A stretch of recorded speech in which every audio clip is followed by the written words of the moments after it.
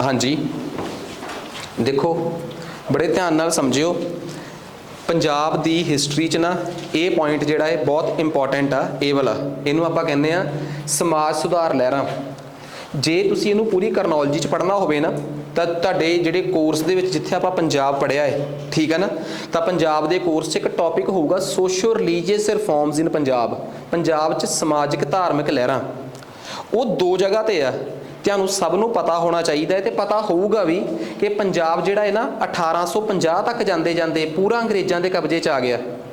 ਮੈਨੂੰ ਅੰਗਰੇਜ਼ਾਂ ਦੇ ਕਬਜ਼ੇ ਦੇ ਪੰਜਾਬ 'ਚ ਕੋਈ ਇੰਟਰਸਟ ਨਹੀਂ, ਬਿਕੋਜ਼ ਉਹ ਇੱਕ ਪੋਲੀਟੀਕਲ ਮੁੱਦਾ ਹੈ ਤੇ ਆਪਣੇ ਚੈਪਟਰ ਦਾ ਨਾਮ ਪੋਲੀਟੀਕਲ ਹੈ ਹੀ ਨਹੀਂ। ਆਪਣੇ ਚੈਪਟਰ ਦਾ ਨਾਮ ਆ ਸੋਸ਼ੀਓ ਰਿਲੀਜੀਅਸ, ਸਮਾਜਿਕ ਧਾਰਮਿਕ ਸੁਧਾਰ ਲਹਿਰ।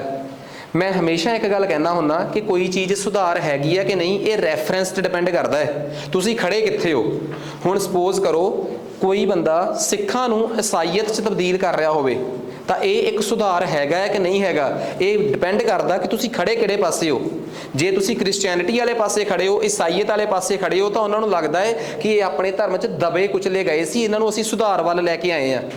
ਜੇ ਇੱਧਰਲੇ ਪਾਸੇ ਖੜੇ ਹੋ ਤਾਂ ਉਹ ਇੱਕ ਧੱਕੇ ਨਾਲ ਕਰਵਾਈ ਗਈ ਧਰਮ ਕਨਵਰਜਨ ਦੇ ਰੂਪ 'ਚ ਵੀ ਦੇਖਿਆ ਜਾ ਸਕਦਾ ਹੈ। ਇੱਕ ਚੀਜ਼ ਸੁਧਾਰ ਹੈਗੀ ਹੈ ਕਿ ਨਹੀਂ, ਜਿਵੇਂ ਸਪੋਜ਼ ਕਰੋ ਕਿਸੇ ਨੂੰ ਇਤਰਾਜ਼ ਹੋ ਸਕਦਾ ਹੈ ਕਿ ਬਿਆਸ ਮੂਵਮੈਂਟ ਜਿਹੜਾ ਡੇਰਾ ਬਿਆਸ ਆ ਉਹ ਸੁਧਾਰ ਥੋੜਾ ਸੀ, ਉਹ ਤਾਂ ਸਿੱਖੀ 'ਚ ਲੱਗੀ ਇੱਕ ਸੇਂਧ ਆ।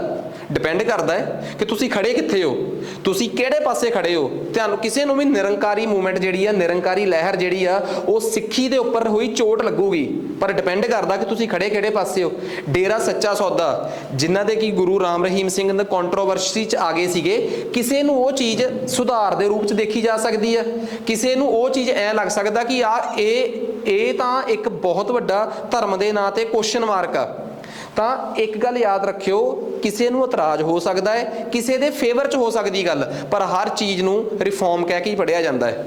ਸਿੱਖੀ ਜਿਹੜੀ ਸੀਗੀ, ਸਿੱਖ ਧਰਮ ਸੀ ਜਿਹੜਾ, ਉਹਨੂੰ 1850 ਤੋਂ ਲੈ ਕੇ 1850 ਤੋਂ ਬਾਅਦ ਬੜਾ ਵੱਡਾ ਖਤਰਾ ਰਿਹਾ, ਜਿਹਨੂੰ ਕਿ ਮੈਂ ਪਹਿਲੇ ਲੈਕਚਰ 'ਚ ਕਵਰ ਕੀਤਾ ਹੈ ਕਿ ਸਿੱਖੀ ਨੂੰ ਸਭ ਤੋਂ ਵੱਡਾ ਖਤਰਾ ਸੀ ਕ੍ਰਿਸਚਨ ਮਿਸ਼ਨਰੀਜ਼ ਤੋਂ, ਜਿਹੜੇ ਈਸਾਈ ਪ੍ਰਚਾਰਕ ਭਾਰਤ 'ਚ ਆਏ ਸੀ ਉਹਨਾਂ ਤੋਂ। ਉਹਨਾਂ ਨੇ ਭਾਰਤ 'ਚ ਆ ਕੇ ਇਸ ਤਰੀਕੇ ਨਾਲ ਧਾਰਮਿਕ ਪੱਧਰ ਤੇ ਹਮਲਾ ਕੀਤਾ। ਤੇ ਦੂਜਾ ਖਤਰਾ ਸਿੱਖਾਂ ਨੂੰ ਸੀ 1870 ਤੋਂ ਲੈ ਕੇ 75 ਦੇ ਵਿੱਚ, 1870 ਤੋਂ ਲੈ ਕੇ 75 ਦੇ ਵਿੱਚ ਬਣੀ ਹੋਈ ਦਇਆਨੰਦ ਸਰਸਵਤੀ ਦੀ ਆਰਿਆ ਸਮਾਜ ਲਹਿਰ ਤੋਂ। ਆਰਿਆ ਸਮਾਜ ਲਹਿਰ ਕਿੱਥੇ ਪੜ੍ਹੀ ਜਾਊਗੀ? ਜੇ ਤੁਸੀਂ ਮਾਡਰਨ ਹਿਸਟਰੀ ਦੇ ਸਟੂਡੈਂਟ ਹੋ ਨਾ ਤਾਂ ਫਿਰ ਤਾਂ ਇਹ ਮਾਡਰਨ ਹਿਸਟਰੀ 'ਚ ਪੜ੍ਹੀ ਜਾਊਗੀ। ਤੇ ਜੇ ਤੁਸੀਂ PCS ਬੈਚ ਵਾਲੇ ਹੋ ਤਾਂ ਉਹਨਾਂ ਨੂੰ ਤਾਂ ਸੋਸ਼ੋ ਰਿਲੀਜੀਅਸ ਰਿਫਾਰਮਸ ਦੇ ਵਿੱਚ ਸਾਰਾ ਕੁਝ ਇੱਕੋ ਪੈਕੇਟ 'ਚ ਹੀ ਮਿਲ ਰਿਹਾ ਹੈ, ਪੰਜਾਬ ਦੀਆਂ ਰਿਫਾਰਮ ਮੂਵਮੈਂਟਸ ਤੇ ਓਵਰਆਲ। ਤਾਂ ਉਹਨਾਂ ਨੇ ਹਜੇ ਇਹ ਪੜ੍ਹਨੀਆਂ ਹੈ। ਇੰਡੀਆ ਦੇ ਕੰਟੈਕਸਟ ਦੀਆਂ ਸੋਸ਼ੋ ਰਿਲੀਜੀਅਸ ਰਿਫਾਰਮਸ ਉਹਨਾਂ ਨੂੰ ਪੜ੍ਹਾਉਣੇ ਆ। ਉਹਨਾਂ ਵਾਸਤੇ ਇਹ ਲੈਕਚਰ ਜਿਹੜੇ ਆ ਇਸ ਤੋਂ ਅੱਗੇ ਅਪਲੋਡ ਹੋਣੇ ਆ। ਸਿਰਫ ਪੰਜਾਬ ਵਾਲੇ ਲੈਕਚਰਸ ਨੂੰ ਪਹਿਲਾਂ ਟਾਰਗੇਟ ਤੇ ਰੱਖ ਕੇ ਕਵਰ ਕੀਤਾ ਗਿਆ ਹੈ। ਅੱਜ ਲਾਸਟ ਤੇ ਦੂਜਾ ਲੈਕਚਰ ਆ ਸੋਸ਼ੋ ਰਿਲੀਜੀਅਸ ਰਿਫਾਰਮਸ ਦਾ। ਸੋ ਇਹ ਤਾਂ ਕਹਾਣੀ ਹੋ ਗਈ ਕਿ ਪੰਜਾਬ ਦੀਆਂ ਮੂਵਮੈਂਟਸ ਨੂੰ ਫਿਰ ਪੰਜਾਬੀਆਂ ਨੇ ਕੀ ਕੀਤਾ। ਜੋ ਮੈਂ ਪਿਛਲੇ ਲੈਕਚਰ 'ਚ ਪੜ੍ਹਾਇਆ ਸੀ ਉਹਦੀ ਬੈਕਗਰਾਊਂਡ ਕਲੀਅਰ ਕਰਕੇ ਹੀ ਅੱਗੇ ਜਾਊਂਗਾ। ਸਿੱਖਾਂ ਨੇ ਸਿੰਘ ਸਭਾ ਲਹਿਰ ਚਲਾਈ 1870 ਤੋਂ। ਉਸ ਸਿੰਘ ਸਭਾ ਲਹਿਰ ਨੂੰ ਲੈ ਕੇ ਇੱਕ ਇਤਰਾਜ਼ ਸੀ ਇੱਕ ਤਬਕੇ ਦੇ ਸਿੱਖਾਂ ਨੂੰ। ਉਹ ਇਤਰਾਜ਼ ਸੀ ਕਿ ਇਹਦੇ 'ਚ ਦਲਿਤ ਸਿੱਖਾਂ ਦੀ ਉਹ ਨਹੀਂ ਹੈਗੀ, ਪ੍ਰੈਜ਼ੈਂਸ ਨਹੀਂ ਹੈਗੀ, ਉਹਨਾਂ ਦੀ ਇੰਨੀ ਇਨਵੋਲਵਮੈਂਟ, ਉਹਨਾਂ ਦਾ ਇੰਨਾ ਰੋਲ ਨਹੀਂ ਹੈਗਾ। ਫਿਰ 1879 'ਚ ਜਾ ਕੇ ਦੂਜੀ ਸਿੰਘ ਸਭਾ ਬਣਦੀ ਆ, ਜਿਹਦੇ 'ਚ ਜਿਹੜਾ ਸਾਡਾ ਪਿਛੜਿਆ ਹੋਇਆ ਤਬਕਾ ਹੈ ਉਹਨੂੰ ਨੋਮੀਨੇਸ਼ਨ ਮਿਲਦੀ ਆ, ਉਹਨੂੰ ਲੀਡਰਸ਼ਿਪ ਮਿਲਦੀ ਹੈ। ਇਹ ਦੋਵੇਂ ਸਿੰਘ ਸਭਾ ਜਿਹੜੀਆਂ ਏ, ਇਹਨਾਂ ਦੇ ਦਿਲ ਨਹੀਂ ਮਿਲੇ, ਪਰ ਇਹਨਾਂ ਨੂੰ ਉੱਪਰੋਂ ਇੱਕ ਵਾਰ ਇਕੱਠਾ ਕਰਨ ਵਾਸਤੇ 1883 'ਚ ਖਾਲਸਾ ਦੀਵਾਨ ਬਣਦਾ ਹੈ ਤੇ ਉਹਨਾਂ ਨੂੰ ਇੱਕੋ ਮੰਚ ਤੇ ਅੰਮ੍ਰਿਤਸਰ 'ਚ ਲੈ ਕੇ ਆਉਣਾ ਚਾਹੁੰਦਾ ਹੈ। ਪਹਿਲੀ ਸਿੰਘ ਸਭਾ ਜਿਹੜੀ ਸੀ, ਜਿਹੜੀ ਅਲੀਟਸ ਦੀ ਸੀ, ਅਮੀਰਾਂ ਦੀ ਸੀ, ਉਹ 1873 'ਚ ਬਣੀ ਸੀ।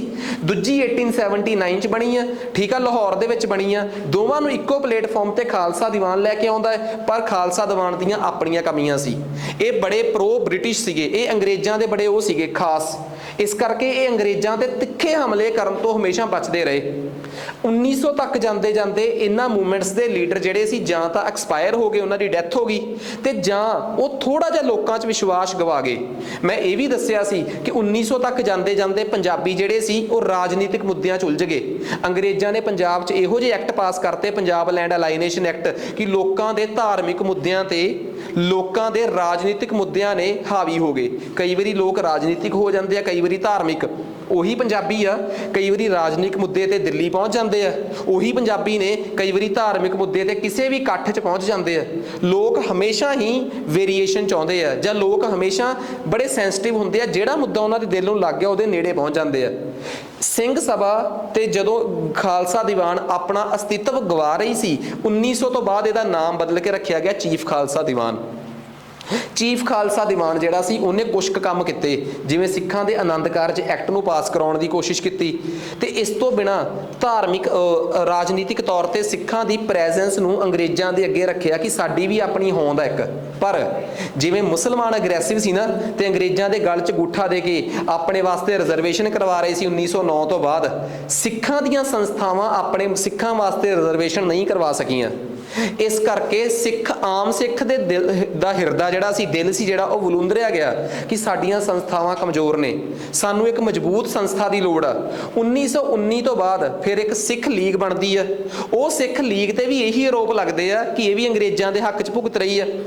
ਫਿਰ ਉਸ ਤੋਂ ਬਾਅਦ ਕੀ ਹੁੰਦਾ ਹੈ, ਸਿੱਖਾਂ ਦੇ ਧਾਰਮਿਕ ਸਥਾਨ ਹਰਮੰਦਰ ਸਾਹਿਬ ਦੀ ਬੇਅਦਬੀ ਦਾ ਮੁੱਦਾ ਸਾਹਮਣੇ ਆਉਂਦਾ ਹੈ। ਬੇਅਦਬੀ ਇਨ ਦਾ ਸੈਂਸ ਕਿ ਉੱਥੋਂ ਦੇ ਪੁਜਾਰੀਆਂ ਨੇ, ਅਰੂੜ ਸਿੰਘ, ਸੁੰਦਰ ਸਿੰਘ ਮਜੀਠੀਆ, ਇਹਨਾਂ ਨੇ ਜਲਿਆਂਵਾਲੇ ਬਾਗ ਦਾ ਜਿਹੜਾ ਹੱਤਿਆਕਾਂਡ ਦਾ ਦੋਸ਼ੀ ਸੀਗਾ, ਨਾਮ ਸੀਗਾ ਕੀ ਨਾਮ ਦਾ, ਜਰਨਲ ਡਾਇਰ, ਠੀਕ ਆ, ਜਿੰਨੇ ਬ੍ਰਿਗੇਡੀਅਰ ਡਾਇਰ ਜਿਹਨੂੰ ਆਪਾਂ ਕਹਿ ਦਿੰਦੇ ਆ, ਯਾਦ ਰੱਖਿਓ ਉਸ ਟਾਈਮ ਪੰਜਾਬ ਦਾ ਗਵਰਨਰ ਸੀਗਾ ਮਾਈਕਲ ਅਡਵਾਇਰ। ਗਵਰਨਰ ਮਤਲਬ ਪੰਜਾਬ ਦਾ ਮੁੱਖ ਮੰਤਰੀ ਕਹਿ ਲਓ, ਗਵਰਨਰ ਤਾਂ ਨਹੀਂ ਸੀ, ਲੈਫਟੀਨੈਂਟ ਗਵਰਨਰ ਸੀ। ਲੈਫਟੀਨੈਂਟ ਗਵਰਨਰ ਉਹਨਾਂ ਸਟੇਟਾਂ ਦਾ ਹੁੰਦਾ ਹੈ ਜਿਹੜੀਆਂ ਸਟੇਟਾਂ ਕੋਲ ਹੱਕ ਥੋੜੇ ਹੁੰਦੇ ਆ, ਜਿਵੇਂ ਦਿੱਲੀ ਟਾਈਪ। ਉਸ ਟਾਈਮ ਪੰਜਾਬ ਬਹੁਤ ਵੱਡੀ ਸਟੇਟ ਨਹੀਂ ਸੀ, ਤੇ ਪੰਜਾਬ ਦਾ ਲੈਫਟੀਨੈਂਟ ਗਵਰਨਰ ਕੌਣ ਸੀਗਾ, ਮਾਈਕਲ ਅਡਵਾਇਰ।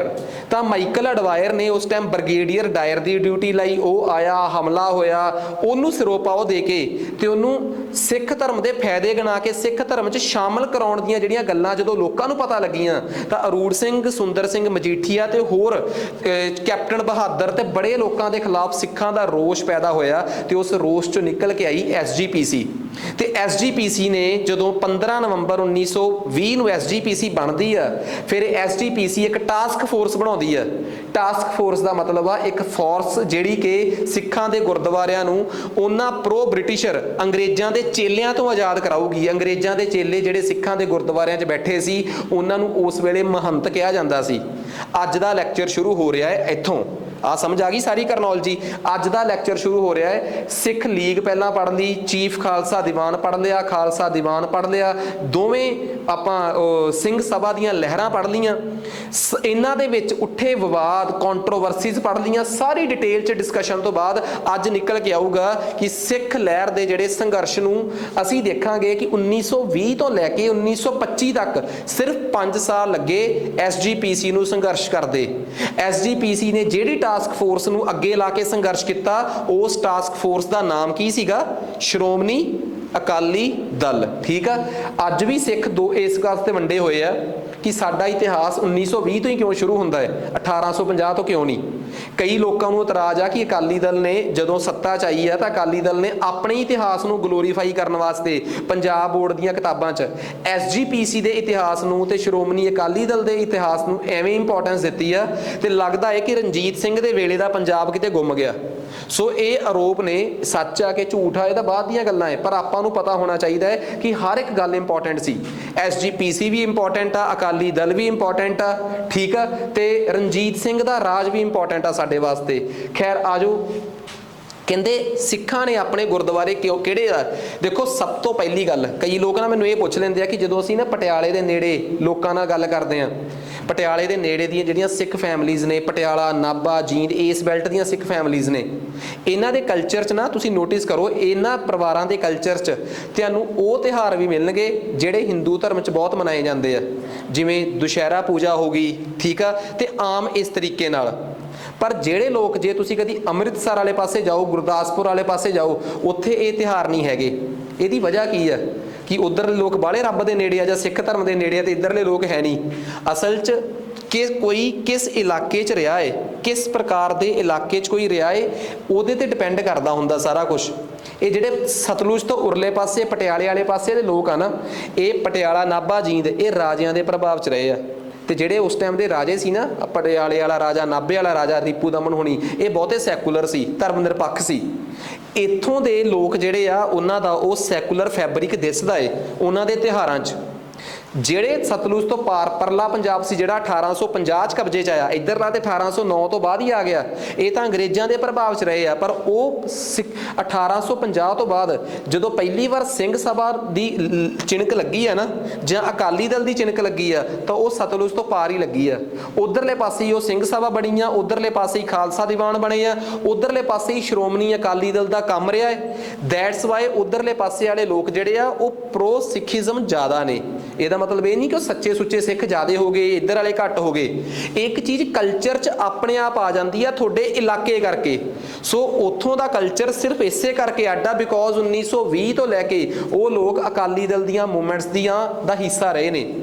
अकाली दल 1920 तो बाद की करूगा, उन्होंने सारे गुरुद्वारियां नूं आज़ाद कराऊगा ते ज़्यादातर गुरुद्वारे 99% जिहड़े गुरुद्वारे आज़ाद कराए गए वो करवाए गए सी माझे की बेल्ट चों, क्योंकि सिੱਖੀ ਦਾ ਕੇਂਦਰ ਲਾਹੌਰ ਤੇ ਅੰਮ੍ਰਿਤਸਰ ਸੀਗਾ ਜਿਹਦੇ इर्द गिर्द सब कुछ होया। सब तो पहला उसे ਅੰਮ੍ਰਿਤਸਰ ਤੋਂ 25 किलोमीटर दूर एक गुरुद्वारा साहिब आ ਤਰਨਤਾਰਨ, ਜਿਹਨੂੰ ਆਜ਼ਾਦ ਕਰਵਾਇਆ ਗਿਆ ਸੀਗਾ। ਠੀਕ ਆ, ਅਸਲ 'ਚ ਆਜ਼ਾਦ ਕਰਾਉਣ ਪਿੱਛੇ ਸਟੋਰੀ ਕੀ ਸੀ, ਇਹਨੂੰ ਜਿਹੜੇ ਉਸ ਟਾਈਮ ਦੇ ਸੀਗੇ ਆਪਣੇ ਹੈੱਡ ਸੀਗੇ, ਮਤਲਬ ਉਹਦੇ ਆਪਣੇ ਅਕਾਲ ਤਖਤ ਦੇ ਤੇਜਾ ਸਿੰਘ, ਠੀਕ ਆ, ਉਹ ਜਿਹੜੇ ਸੀਗੇ 40 ਸਿੰਘਾਂ ਦਾ ਜਥਾ ਲੈ ਕੇ ਗੁਰਦੁਆਰੇ ਪਹੁੰਚਦੇ ਆ। ਠੀਕ ਆ, ਪਰ ਉੱਥੇ ਮਹੰਤ ਸੀਗੇ ਜਿਹੜੇ ਜਿਨ੍ਹਾਂ ਦੇ ਕਬਜ਼ੇ ਸੀਗਾ, ਠੀਕ ਆ, ਤਾਂ ਉਹ ਉਹਨਾਂ ਤੇ ਹਮਲਾ ਕਰਦੇ ਆ ਤੇ ਇਸ ਹਮਲੇ 'ਚ ਨਾ 5 ਕੇ 6 ਸਿੱਖ ਮਾਰੇ ਗਏ ਸੀ, ਜੋ ਇਤਿਹਾਸ ਦੱਸਦਾ ਹੈ ਜਦੋਂ ਗੁਰਦੁਆਰੇ ਨੂੰ ਆਜ਼ਾਦ ਕਰਾਉਣ ਗਏ ਸੀ, ਜਿਨ੍ਹਾਂ 'ਚ 2 ਨਾਮ ਸੀਗੇ ਭਾਈ ਹਜ਼ਾਰਾ ਸਿੰਘ ਤੇ ਭਾਈ ਹੁਕਮ ਸਿੰਘ। ਕਹਿੰਦੇ ਆ ਇੱਥੋਂ ਚਿਣਕ ਲੱਗੀ ਸੀ ਸਿੱਖਾਂ ਦੇ ਗੁਰਦੁਆਰਿਆਂ ਨੂੰ ਆਜ਼ਾਦ ਕਰਾਉਣ ਦੀ। ਕਿਹਾ ਜਾਂਦਾ ਹੈ ਕਈ ਵਾਰੀ ਵੈਸੀ ਗੱਲਾਂ 'ਚ ਪੁੱਛਿਆ ਜਾਂਦਾ ਹੈ ਕਿ ਸਿੱਖਾਂ ਦੇ ਗੁਰਦੁਆਰਿਆਂ ਦੀ ਜਿਹੜੀ ਸੁਧਾਰ ਲਹਿਰ ਸ਼ੁਰੂ ਹੋਈ ਆ ਜਾਂ ਗੁਰਦੁਆਰਾ ਛਡਾਊ ਲਹਿਰ ਸ਼ੁਰੂ ਹੋਈ ਆ, ਇਹਦੀ ਪਹਿਲੀ ਮੂਵਮੈਂਟ ਦੀ ਚਿਣਕ ਦੇ ਤੌਰ ਤੇ ਕਿਹਨੂੰ ਦੇਖਿਆ ਜਾਂਦਾ ਹੈ, ਤਾਂ ਤਰਨਤਾਰਨ ਵਾਲੀ ਮੂਵਮੈਂਟ ਨੂੰ। ਕਹਿੰਦੇ ਆ ਕਿ ਗੁਰਦੁਆਰਾ ਸੁਧਾਰ ਲਹਿਰ, ਗੁਰਦੁਆਰਾ ਰਿਫਾਰਮ ਮੂਵਮੈਂਟ ਦੇ ਪਹਿਲੇ 2 ਸ਼ਹੀਦਾਂ ਦੇ ਤੌਰ ਤੇ ਭਾਈ ਹਜ਼ਾਰਾ ਸਿੰਘ ਤੇ ਭਾਈ ਹੁਕਮ ਸਿੰਘ ਨੂੰ ਮੰਨਿਆ ਜਾਂਦਾ ਹੈ। ਇੱਥੋਂ ਸਿੱਖਾਂ ਦੇ ਤਾਂ ਪਹਿਲਾ ਦਬਾਅ ਜਿਹੜਾ ਸੀਗਾ 26 ਜਨਵਰੀ ਨੂੰ 1921 ਨੂੰ, ਠੀਕ ਆ, ਉੱਥੋਂ ਦੇ ਜਿਹੜੇ ਪ੍ਰੀਸਟ ਮਤਲਬ ਉਹ SGPC ਨੂੰ ਗੁਰਦੁਆਰਿਆਂ ਦੀ ਚਾਬੀ ਦੇ ਦਿੰਦੇ ਆ। ਤੇ ਇਹ ਸਿੱਖਾਂ ਦੀ ਹਜੇ ਛੋਟੀ ਜਿੱਤ ਸੀਗੀ, ਕੋਈ ਬਹੁਤ ਵੱਡਾ ਮਤਲਬ ਕਿ ਜਿਹੜਾ ਗੁਰਦੁਆਰਾ ਉਹਨਾਂ ਸਮਿਆਂ 'ਚ ਇੰਨੀ ਇੰਪੋਰਟੈਂਸ ਰੱਖਦਾ ਸੀਗਾ, ਜਿਹੜੇ ਉਸ ਟਾਈਮ ਦੇ ਮੇਨ ਗੁਰਦੁਆਰੇ ਸੀ, ਗੁਰੂ ਕਾ ਬਾਗ ਹੋ ਗਿਆ ਜਾਂ ਅੰਮ੍ਰਿਤਸਰ ਦੇ ਹਰਮੰਦਰ ਸਾਹਿਬ, ਇਹਨਾਂ ਤੋਂ ਹਟ ਕੇ ਪਹਿਲਾਂ ਇੱਕ ਨਾਰਮਲ ਗੁਰਦੁਆਰੇ ਨੂੰ, ਬੇਸ਼ੱਕ ਇਹ ਵੀ ਇਤਿਹਾਸਕ ਗੁਰਦੁਆਰਾ ਹੈ ਪਰ ਸ਼ਾਇਦ ਅੰਮ੍ਰਿਤਸਰ ਤੋਂ ਦੂਰ ਹੋਣ ਕਰਕੇ 25-30 ਕਿਲੋਮੀਟਰ ਦੇ ਗੈਪ ਤੇ ਹੋਣ ਕਰਕੇ ਇਸ ਗੁਰਦੁਆਰੇ ਦੀ ਹਜੇ ਉਸ ਕੰਟੈਕਸਟ 'ਚ ਇੰਨੀ ਇੰਪੋਰਟੈਂਸ ਨਹੀਂ, ਉਸ ਕੰਟੈਕਸਟ 'ਚ ਕਹਿ ਰਿਹਾ ਮੈਂ ਕਿ ਇੰਨੀ ਇੰਪੋਰਟੈਂਸ ਨਹੀਂ ਸੀਗੀ ਇਹਨਾਂ ਨੂੰ। ਪਰ ਹਾਂ, ਇੱਕ ਛੋਟਾ ਗੁਰਦੁਆਰੇ ਤੋਂ ਲੜਾਈ ਨੂੰ ਸ਼ੁਰੂ ਕੀਤਾ ਗਿਆ ਤੇ ਇਹ ਤਰਨਤਾਰਨ ਦਾ ਸਾਕਾ ਉਹ ਸਾਕਾ ਸੀਗਾ ਜਿੱਥੇ ਪਹਿਲਾਂ ਆਪਾਂ ਮੰਨਦੇ ਹਾਂ ਕਿ ਜਿੱਥੋਂ ਇਹ ਲੜਾਈ ਸ਼ੁਰੂ ਹੁੰਦੀ ਹੈ। ਇਸ ਤੋਂ ਬਾਅਦ ਅਗਲੀ ਲੜਾਈ ਜਿਹੜੀ ਆ ਉਹ ਨਨਕਾਣਾ ਸਾਹਿਬ, ਜਿਹੜਾ ਕਿ ਸਭ ਤੋਂ ਮੇਨ ਪਲੇਸ ਵਜ੍ਹਾ ਗੁਰੂ ਨਾਨਕ ਦੇਵ ਦੇ ਜਨਮ ਸਥਾਨ ਨਾਲ ਸੰਬੰਧਿਤ ਜਗ੍ਹਾ ਸੀ ਨਨਕਾਣਾ ਸਾਹਿਬ। ਇੱਥੋਂ ਦੇ ਮਹੰਤ ਸੀਗੇ, ਜਿਹੜੇ ਨਾਮ ਸੀਗਾ ਉਹਨਾਂ ਦਾ ਮਹੰਤ ਨਾਰਾਇਣ ਦਾਸ, ਠੀਕ ਆ, ਜਿਨ੍ਹਾਂ ਤੇ 1915 ਤੋਂ ਹੀ ਆਰੋਪ ਲੱਗਦੇ ਸੀ। ਇੱਕ ਛੋਟੀ ਬੱਚੀ ਦਾ ਰੇਪ ਹੋਣਾ, ਇਸ ਤੋਂ ਬਾਅਦ 1-2 ਜਾਣਿਆਂ ਦਾ ਗੁਰਦੁਆਰੇ ਦੇ ਕੰਪਲੈਕਸ ਦੇ ਵਿੱਚ ਕਤਲ ਹੋ ਜਾਣਾ 1917-18 ਚ, ਤੇ ਬਹੁਤ ਸਾਰੇ ਸਿੱਖਾਂ ਨੂੰ ਟੌਰਚਰ ਕਰਨਾ ਗੁਰਦੁਆਰੇ 'ਚ ਜਿਹੜੇ ਕਿ ਮਹੰਤ ਦੇ ਖਿਲਾਫ ਬੋਲਦੇ ਸੀ। ਇਹ ਗੱਲਾਂ ਲਗਾਤਾਰ 1916-17 ਤੋਂ ਬਾਅਦ ਸਿੱਖਾਂ ਦੇ ਆਮ ਡਿਸਕਸ਼ਨ ਦਾ ਮੁੱਦਾ ਬਣ ਗਈਆਂ, ਪਰ ਕੋਈ ਵੀ ਹਿੰਮਤ ਨਹੀਂ ਸੀ ਕਰ ਪਾ ਰਿਹਾ ਜਾਂ ਕੋਈ ਵੀ ਸਟੈਪ ਨਹੀਂ ਸੀ ਚੱਕ ਪਾ ਰਿਹਾ। ਕਿਉਂ? ਸਿੱਖਾਂ ਕੋਲ ਕੋਈ ਪਲੇਟਫਾਰਮ ਨਹੀਂ ਸੀ ਖੜ ਕੇ ਗੱਲ ਕਰਨ ਦਾ। ਅਸਲੀ ਪਲੇਟਫਾਰਮ ਸਿੱਖਾਂ ਨੂੰ ਮਿਲਿਆ ਜਦੋਂ ਸਿੱਖ ਲੀਗ ਬਣੀ 1919 ਚ, ਉਦੋਂ ਵੀ ਗੱਲ ਠੱਪੀ ਗਈ ਕਿਉਂਕਿ ਜਿਹੜੇ ਬੜੇ ਮੇਨ ਸਿੱਖ ਸੀ ਉਸ ਵੇਲੇ ਚ, ਕੈਪਟਨ ਬਹਾਦਰ ਵਰਗੇ, ਉਹ ਪ੍ਰੋ ਬ੍ਰਿਟਿਸ਼ ਸੀ, ਅੰਗਰੇਜ਼ਾਂ ਦੇ ਹੱਕਦਾਰ ਚ, ਅੰਗਰੇਜ਼ਾਂ ਦੇ ਫੇਵਰ 'ਚ ਖੜੇ ਸੀਗੇ। ਦੈਟਸ ਵਾਈ ਉਹ ਵੀ ਕੁਝ ਗੱਲ ਨਹੀਂ ਸੀ ਕਰ ਪਾ ਰਹੇ। ਫਿਰ ਕਹਾਣੀ ਨਿਕਲ ਕੇ ਆਈ ਜਦੋਂ SGPC ਬਣੀ ਆ ਤੇ ਅਕਾਲੀ ਦਲ ਬਣੀ ਆ।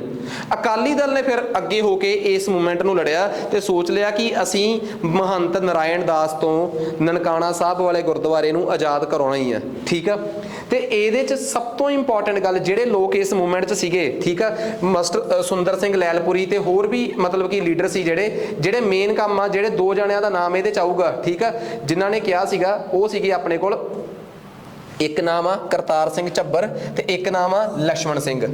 ਇਹ 2 ਮੇਨ ਲੀਡਰ ਨੇ। ਸਿਰਫ ਇਹਨਾਂ ਦੋਵਾਂ ਦੇ ਨਾਮ ਤੇ ਹਾਈਲਾਈਟ ਕਿਉਂ ਕੀਤਾ ਮੈਂ, स्टोरी तो मैं सारी की सारी सुना दूंगा। ईवन कि महंत नारायण दास नूं ना अंग्रेज भी 1920 तो बाद कहण लग पे सीगे कि हुण गुरुद्वारे तेरे पहलां तां पूरी कोशिश की अंग्रेज़ां ने।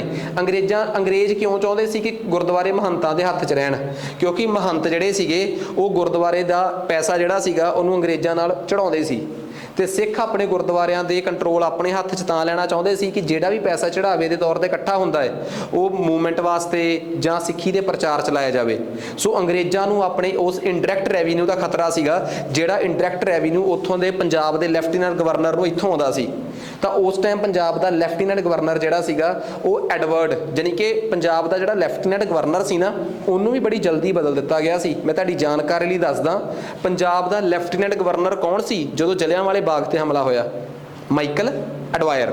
उन्हें किहड़े फौजी नूं बुला के हमला करवाया सीगा जलियांवाले बाग ते? ब्रिगेडियर डायर नूं। ये तो गल शब्द समझ गए ना दोवें कि माइकल एडवायर उस टाइम पंजाब का मुख मंत्री सी जां कह लो ਲੈਫਟੀਨੈਂਟ गवर्नर सी।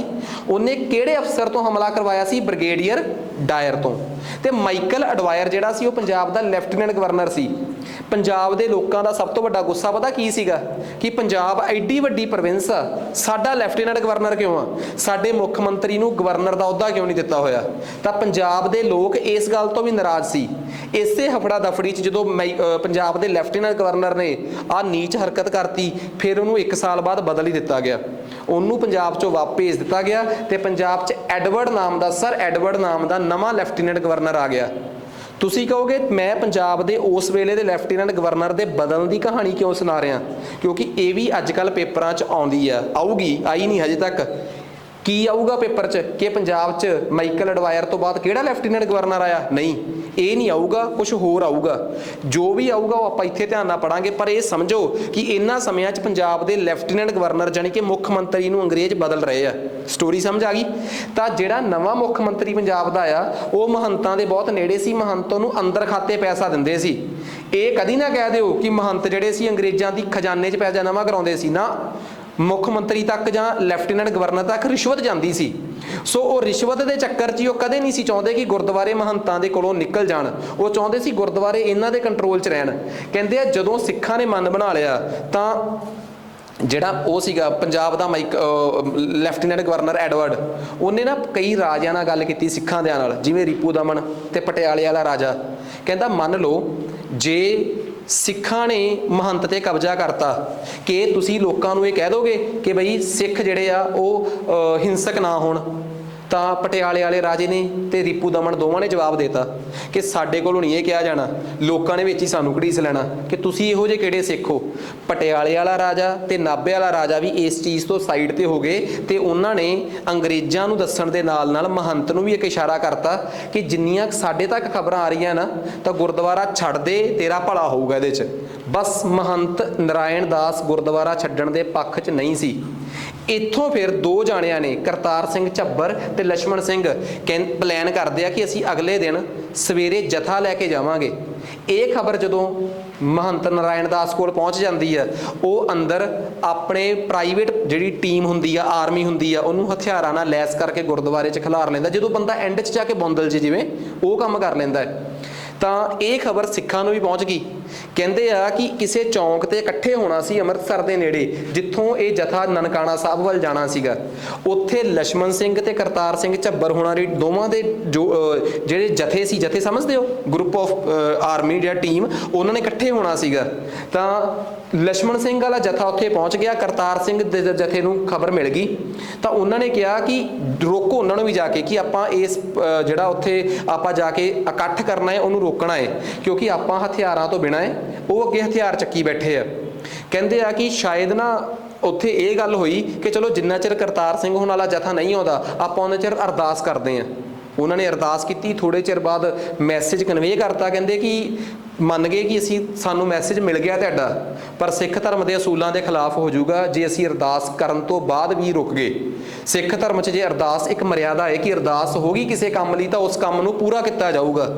ਜਾਣਦੇ ਹੋਏ ਵੀ ਫਿਰ ਲక్ష్మణ ਸਿੰਘ ਹੋਣੀ ਜਿਹੜੇ ਸੀਗੇ ਉਹ ਸਿੱਖ ਧਰਮ ਦੇ ਪ੍ਰੋਟੋਕੋਲਸ ਨੂੰ, ਮਰਿਆਦਾ ਨੂੰ ਪੂਰੇ ਕਰਦੇ ਹੋਏ ਫਿਰ ਨਨਕਾਣਾ ਸਾਹਿਬ ਵੱਲ ਜਾਂਦੇ ਆ। ਨਿਹੱਥੇ ਸੀਗੇ ਤਾਂ ਓਬਵੀਅਸ ਜੀ ਗੱਲ ਆ ਨੁਕਸਾਨ ਤਾਂ ਹੋਣਾ ਹੀ ਸੀ। ਸੋ ਲਛਮਣ ਸਿੰਘ ਹੁਣਾਂ ਦੀ ਸ਼ਹੀਦੀ ਜਿਹੜੀ ਆ ਸਾਰੀ ਸਟੋਰੀ ਦੱਸੀ ਆ ਕਿ ਉਹਨਾਂ ਦੀ ਕਿਵੇਂ ਸ਼ਹੀਦੀ ਹੁੰਦੀ ਆ।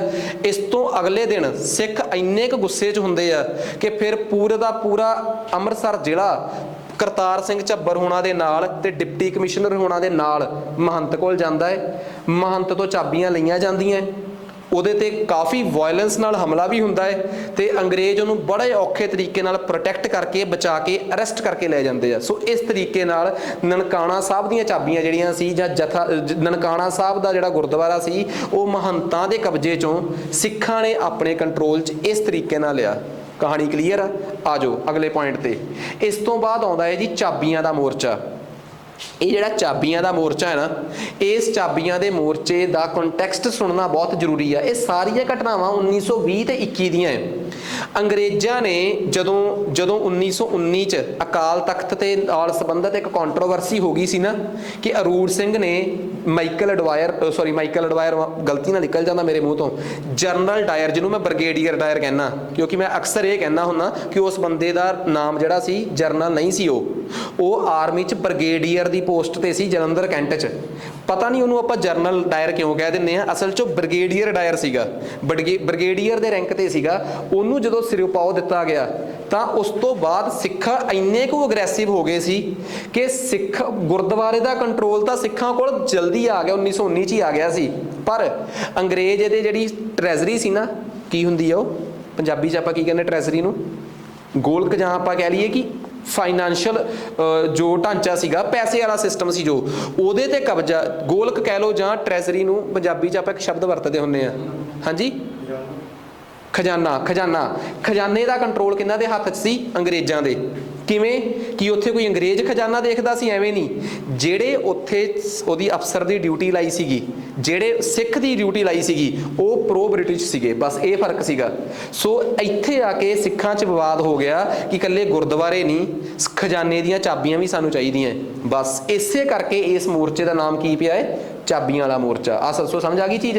ਹੁਣ ਦੇਖੋ ਉਸ ਟਾਈਮ ਕੀ ਸੀਗਾ, ਅੰਗਰੇਜ਼ ਜਿਹੜੇ ਸੀਗੇ ਉਹਨਾਂ ਨੇ ਗੁਰਦੁਆਰੇ ਦਾ ਜਿਹੜਾ ਕੰਟਰੋਲ ਸੀਗਾ, ਠੀਕ ਆ, ਤਾਂ ਉਹਦੇ 'ਚ ਗੁਰਦੁਆਰੇ ਦਾ ਕੰਟਰੋਲ ਸੀ ਸੁੰਦਰ ਸਿੰਘ ਰਾਮਗੜੀਆ। ਮੈਂ ਤੁਹਾਨੂੰ ਪਹਿਲਾਂ ਹੀ ਦੱਸਿਆ ਸੀ ਕਿ ਚੀਫ ਸਿੱਖ ਲੀਗ 1919 'ਚ ਬਣੀ ਸੀ। ਇਹ ਉਸ ਚੀਫ ਸਿੱਖ ਲੀਗ ਦੇ ਮੇਨ ਲੀਡਰ ਨੇ ਸੁੰਦਰ ਸਿੰਘ ਰਾਮਗੜੀਆ, ਕੈਪਟਨ ਬਹਾਦਰ ਹੋ ਗਿਆ, ਇਹ ਕਾਫੀ ਪ੍ਰੋ ਬ੍ਰਿਟਿਸ਼ ਨੇ, ਠੀਕ ਆ। ਈਵਨ ਕਿ ਜਿਹੜੇ ਜਿਵੇਂ ਆਪਾਂ ਦੱਸਿਆ ਵੀ ਸੀਗਾ, ਠੀਕ ਆ, ਤਾਂ ਇਹ ਸਾਰੇ ਲੋਕ ਜਿਹੜੇ ਸੀ ਇਹ ਉਹਦੇ ਪ੍ਰੋ ਸੀਗੇ, ਠੀਕ ਆ। ਸਿੱਖਾਂ ਨੂੰ ਇਹ ਗੱਲ ਜਿਹੜੀ ਸੀ ਬਿਲਕੁਲ ਪਸੰਦ ਨਹੀਂ। ਤਾਂ ਉਹਨਾਂ ਨੇ ਇੱਕ ਗੱਲ ਕਹੀ ਕਿ ਮਤਲਬ ਕਿ 1921 ਦੇ 20 ਅਕਤੂਬਰ ਨੂੰ ਸਿੱਖਾਂ ਨੇ ਕਲੀਅਰ ਕਰਤਾ, ਕਿਉਂਕਿ 2-3 ਬੰਦੇ ਸੀਗੇ ਜਿਹੜੇ ਵਿੱਚ ਮਧਿਅਸਥਤਾ ਕਰ ਰਹੇ ਸੀ। ਇੱਕ ਕੈਪਟਨ ਬਹਾਦਰ, SGPC ਦੀ ਇੱਕੋ ਹੀ ਗਰਾਰੀ ਸੀ। SGPC 1920 'ਚ ਬਣ ਗਈ ਸੀ। 1920 'ਚ SGPC ਬਣ ਗਈ ਤੇ SGPC ਦੇ ਪਹਿਲੇ ਪ੍ਰਧਾਨ ਬਣੇ ਸੀਗੇ ਸੁੰਦਰ ਸਿੰਘ ਮਜੀਠੀਆ। ਸੁੰਦਰ ਸਿੰਘ ਰਾਮਗੜੀਆ ਨਹੀਂ, ਸੁੰਦਰ ਸਿੰਘ ਮਜੀਠੀਆ। ਕਹਿੰਦੇ ਸੁੰਦਰ ਸਿੰਘ ਮਜੀਠੀਆ ਜਿਹੜਾ ਸੀ ਉਹਨਾਂ ਨੂੰ ਨੋਮੀਨੇਟ ਹੀ ਕੀਤਾ ਗਿਆ ਸੀ, ਚੁਣਿਆ ਨਹੀਂ ਸੀ ਗਿਆ, ਕਿਉਂਕਿ ਉਦੋਂ ਹਜੇ SGPC ਪਹਿਲੇ ਦਿਨ ਬਣੀ ਸੀਗੀ ਤੇ ਕੋਈ ਪੱਕਾ ਪ੍ਰਬੰਧ ਵੀ ਨਹੀਂ ਸੀ ਕਿ ਇਲੈਕਸ਼ਨ ਕਿਵੇਂ ਹੋਣਗੇ। ਤੇ ਸਿੱਖ ਵੀ ਬਹੁਤੇ ਜਿਹੜੇ ਖੁਸ਼ ਨਹੀਂ ਸੀ ਸੁੰਦਰ ਸਿੰਘ ਮਜੀਠੀਆ ਨੂੰ ਪ੍ਰਧਾਨਗੀ ਤੇ ਦੇਖ ਕੇ, ਕਿਉਂਕਿ ਉਹਨਾਂ ਤੇ ਵੀ ਇੱਕ ਆਰੋਪ ਸੀ ਕਿ ਸੁੰਦਰ ਸਿੰਘ ਰਾਮਗੜੀਆ, ਕੈਪਟਨ ਬਹਾਦਰ ਵਾਂਗ ਇਹ ਵੀ ਪ੍ਰੋ ਬ੍ਰਿਟਿਸ਼ ਨੇ, ਪਰ ਮੇਨ ਲੀਡਰ ਸੀ ਸਿੱਖਾਂ ਦੇ। ਸਿੱਖ ਵੀ ਉਹਨਾਂ ਨੂੰ ਹਟਾਉਣਾ ਚਾਹੁੰਦੇ ਸੀ ਤੇ ਬਾਬਾ ਖੜਕ ਸਿੰਘ ਨੂੰ ਲਾਉਣਾ ਚਾਹੁੰਦੇ ਸੀ। ਅਗਲੇ ਸਾਲ 1921 'ਚ ਸੁੰਦਰ ਸਿੰਘ ਮਜੀਠੀਆ ਨੇ ਆਪ ਹੀ ਬਹਾਨਾ ਜਾ ਮਾਰ ਕੇ ਪ੍ਰਧਾਨਗੀ ਛੱਡਤੀ ਕਿ ਮੈਂ ਤਾਂ ਜੀ ਦੂਜੀਆਂ ਚੋਣਾਂ ਲੜਨੀਆਂ ਜਿਹੜੀਆਂ 1919 ਦੇ ਐਕਟ ਨਾਲ ਆਈਆਂ, ਮੇਨ ਇਲੈਕਸ਼ਨ ਆਏ ਆ ਜਿਹੜੇ MLA ਦੇ, ਕਿਉਂਕਿ ਪਹਿਲੀ ਵਾਰ ਪੰਜਾਬ ਦੇ ਵਿੱਚ ਚੋਣਾਂ ਵੀ ਹੋਣੀਆਂ ਸੀ। ਤੇ 1921 'ਚ ਪੰਜਾਬ ਦੀ ਇੱਕ ਆਵਾਜ਼ ਪਤਾ ਕੀ ਸੀ ਕਿ ਸਾਨੂੰ ਲੈਫਟੀਨੈਂਟ ਗਵਰਨਰ ਦੇ ਪੋਜੀਸ਼ਨ ਤੋਂ ਹਟਾਓ, ਪੰਜਾਬ ਦਾ ਸਟੇਟਸ ਵਧਾਓ ਤੇ ਪੰਜਾਬ ਨੂੰ ਲੈਫਟੀਨੈਂਟ ਗਵਰਨਰ ਦੇ ਪ੍ਰਾਂਤ ਤੋਂ ਲੈਫਟੀਨੈਂਟ ਗਵਰਨਰ ਦੀ ਪ੍ਰੋਵਿੰਸ ਤੋਂ ਕਿਹੜੀ ਪ੍ਰੋਵਿੰਸ 'ਚ ਤਬਦੀਲ ਕਰ ਦਿਓ? Governor province. ਮਤਲਬ ਪੰਜਾਬ ਦਾ ਸਟੇਟਸ, ਜਿਵੇਂ ਅੱਜ ਦੇ ਹਿਸਾਬ ਨਾਲ ਕਵਾਂ, ਪੰਜਾਬ ਨੂੰ UT ਤੋਂ ਸਟੇਟ ਬਣਾ ਦਿਓ। ਅੱਜ ਦੇ ਹਿਸਾਬ ਨਾਲ ਜਿਵੇਂ UT ਆ, ਉਦੋਂ ਕਿਹਾ ਜਾਂਦਾ ਸੀ lieutenant governor province. Lieutenant governor province ਦੀ ਖਾਸੀਅਤ ਹੁੰਦੀ ਸੀ ਕਿ ਜਿਹੜਾ ਮੁੱਖ ਮੰਤਰੀ ਹੁੰਦਾ ਸੀ ਉਹਨੂੰ ਲੈਫਟੀਨੈਂਟ ਗਵਰਨਰ ਕਿਹਾ ਜਾਂਦਾ ਸੀ। ਜਿਹੜੀਆਂ ਪ੍ਰੋਵਿੰਸਿਸ ਦੇ ਵਿੱਚ ਪਾਵਰ ਗਵਰਨਰ ਦੇ ਹੱਥ 'ਚ ਹੁੰਦੀ ਸੀ ਉਹਨਾਂ ਨੂੰ ਗਵਰਨਰ ਪ੍ਰਿੰਸ ਕਿਹਾ ਜਾਂਦਾ ਸੀ। ਅੱਜ ਦੇ ਹਿਸਾਬ ਦੀਆਂ ਸਟੇਟਾਂ ਪੰਜਾਬੀਆਂ ਦੀ ਇਹ ਮੰਗ ਸੀ ਤੇ ਉਸ ਟਾਈਮ ਪੰਜਾਬ ਦਾ ਲੈਫਟੀਨੈਂਟ ਗਵਰਨਰ ਮਾਈਕਲ ਐਡਵਾਇਰ ਜਾ ਚੁੱਕਿਆ ਸੀ ਤੇ ਸਰ ਐਡਵਰਡ ਆ ਚੁੱਕਿਆ ਸੀ। ਉਹ ਜਿਹੜਾ ਐਡਵਰਡ ਸੀਗਾ ਉਹਨੂੰ ਜਦੋਂ ਸਟੇਟਸ ਮਿਲਿਆ ਨਾ, ਤੇ ਕਈ ਵਾਰੀ ਪੇਪਰ 'ਚ ਪੁੱਛਿਆ ਜਾਂਦਾ ਹੁੰਦਾ ਕਿ ਪੰਜਾਬ ਦਾ ਪਹਿਲਾ ਗਵਰਨਰ ਕੌਣ ਆ। ਆਪਾਂ ਨੂੰ ਪਤਾ ਹੀ ਨਹੀਂ ਲੱਗਦਾ ਕਿ ਪੰਜਾਬ ਦਾ ਪਹਿਲਾ ਗਵਰਨਰ, ਕਈ ਰੱਟਾਂ ਮਾਰੀ ਬੈਠੇ ਹੁੰਦੇ 1947 ਤੋਂ ਬਾਅਦ ਚੰਦੂ ਲਾਲ ਤ੍ਰਿਵੇਦੀ, ਉਹ ਤਾਂ ਜਵਾਕਾਂ ਦੀਆਂ ਗੱਲਾਂ ਹੈ, ਉਹਨਾਂ ਨੇ ਪੁੱਛਿਆ ਹੀ ਨਹੀਂ ਆਜ਼ਾਦੀ ਤੋਂ ਬਾਅਦ। ਉਹ ਕਹਿਣਗੇ ਜਦੋਂ ਪਹਿਲੀ ਵਾਰ ਪੰਜਾਬ ਲੈਫਟੀਨੈਂਟ ਗਵਰਨਰ ਪ੍ਰੋਵਿੰਸ ਤੋਂ ਗਵਰਨਰ ਦੀ ਪ੍ਰੋਵਿੰਸ ਬਣਿਆ, ਉਦੋਂ ਪੰਜਾਬ ਦਾ ਪਹਿਲਾ ਗਵਰਨਰ ਕੌਣ ਸੀ, ਉਹ ਨਾਮ ਆਪਾਂ ਨੂੰ ਅੱਡ ਯਾਦ ਰੱਖਣੇ ਪੈਂਦੇ ਆ। ਖੈਰ ਮੈਂ ਦੱਸੂਗਾ ਸਾਰਾ ਕੁਝ, ਪਰ ਇਹ ਦੱਸੋ ਕਹਾਣੀ ਕਲੀਅਰ ਹੋ ਗਈ? ਤਾਂ ਹੋਇਆ ਕਿ ਚਾਬੀਆਂ ਨਹੀਂ ਮਿਲੀਆਂ ਇਹਨਾਂ ਨੂੰ। ਚਾਬੀਆਂ ਅੰਗਰੇਜ਼ ਕਹਿੰਦੇ ਚਲੋ ਠੀਕ ਆ, ਅਸੀਂ ਆਪਣੇ ਮਹੰਤ ਤੋਂ ਤਾਂ ਚਾਬੀਆਂ ਖੋਲੀਆਂ ਸੀ, ਕਹਿੰਦੇ ਅਸੀਂ ਇੱਕ ਸਿੱਖ ਨੂੰ ਦੇ ਦਿੰਦੇ ਆ ਚਾਬੀਆਂ। ਉਹਨਾਂ ਨੇ ਸੁੰਦਰ ਸਿੰਘ ਰਾਮਗੜੀਆ ਨੂੰ ਚਾਬੀਆਂ ਦੇ ਦਿੱਤੀਆਂ। ਸਿੱਖਾਂ ਨੂੰ ਫਾਇਦਾ ਕਿ ਅੰਗਰੇਜ਼ਾਂ ਨੂੰ? ਅੰਗਰੇਜ਼ਾਂ ਨੂੰ, ਕਿਉਂਕਿ ਉਹ ਤਾਂ ਫੇਰ ਪ੍ਰੋ ਬ੍ਰਿਟਿਸ਼ ਸੀਗਾ। ਖੈਰ ਜਦੋਂ ਸਿੰਘਾਂ ਨੇ ਦਬਾਅ ਪਾਇਆ ਕਿ ਸਾਨੂੰ ਚਾਬੀਆਂ ਸਾਨੂੰ ਦਿਓ ਤੇ ਸਾਡੇ ਪ੍ਰਧਾਨ ਸਾਹਿਬ ਨੂੰ ਦਿਓ, ਸੋਚ ਕੇ ਦੇਖੋ, ਜੇ ਸਿੱਖਾਂ ਦਾ ਪ੍ਰਧਾਨ ਸੁੰਦਰ ਸਿੰਘ ਰਾਮ ਮਜੀਠੀਆ ਹੁੰਦਾ, ਕੀ ਸਿੱਖ ਚਾਬੀਆਂ ਉਹਨੂੰ ਦਵਾ ਦਿੰਦੇ? ਕਦੇ ਨਹੀਂ, ਕਿਉਂਕਿ ਉਹ ਵੀ ਪ੍ਰੋ ਬ੍ਰਿਟਿਸ਼ ਸੀ। 1921 ਤੱਕ ਜਾਂਦੇ ਜਾਂਦੇ ਸਿੱਖਾਂ ਦੇ SGPC ਦੀ ਪ੍ਰਧਾਨਗੀ ਕਿਹਦੇ ਕੋਲ ਆ ਗਈ ਸੀ? ਖੜਕ ਸਿੰਘ ਕੋਲ। ਕਿਹਦੇ ਕੋਲ ਆ ਗਈ ਸੀ? ਖੜਕ ਸਿੰਘ, ਕਿਉਂਕਿ ਸੁੰਦਰ ਸਿੰਘ ਮਜੀਠੀਆ ਅਸਤੀਫਾ ਦੇ ਗਿਆ ਸੀ ਤੇ ਚੋਣਾਂ ਹੋਈਆਂ। ਤੇ ਮੈਂ ਕਿੰਨੀ ਵਾਰ ਪੜ੍ਹਾ ਚੁੱਕਿਆ ਕਿ ਪਹਿਲਾ ਇਲੈਕਟਡ ਪ੍ਰਧਾਨ ਕੌਣ SGPC ਦਾ? ਬਾਬਾ ਖੜਕ ਸਿੰਘ। ਸੋ ਖੜਕ ਸਿੰਘ ਨੂੰ ਕਹਿੰਦੇ ਸੀ ਚਾਬੀਆਂ ਇਹਨਾਂ ਨੂੰ ਦਿਓ। ਖੈਰ ਅੰਗਰੇਜ਼ਾਂ ਨੇ ਕੀ ਕੀਤਾ, ਜਿਹੜਾ 7 ਨਵੰਬਰ 1921 ਨੂੰ ਜਿਹੜਾ ਉੱਥੋਂ ਦਾ ਅਸਿਸਟੈਂਟ ਕਮਿਸ਼ਨਰ ਸੀਗਾ ਅਮਰਨਾਥ, ਉਹ ਸੁੰਦਰ ਸਿੰਘ ਰਾਮਗੜੀਆ ਦੇ ਘਰ ਗਿਆ, ਠੀਕ ਆ, ਤੇ ਚਾਬੀਆਂ ਫੜੀਆਂ। ਕਹਿੰਦੇ ਠੀਕ ਆ, ਤੁਸੀਂ ਸੁੰਦਰ ਸਿੰਘ ਰਾਮਗੜੀਆ ਕੋਈ ਵੀ ਚਾਬੀਆਂ ਨਹੀਂ ਰਹਿਣ ਦੇਣੀਆਂ, ਕੋਈ ਪ੍ਰੋਬਲਮ ਨਹੀਂ, ਪਰ ਚਾਬੀਆਂ ਅਸੀਂ ਤੁਹਾਨੂੰ ਵੀ ਨਹੀਂ ਦਿੰਦੇ।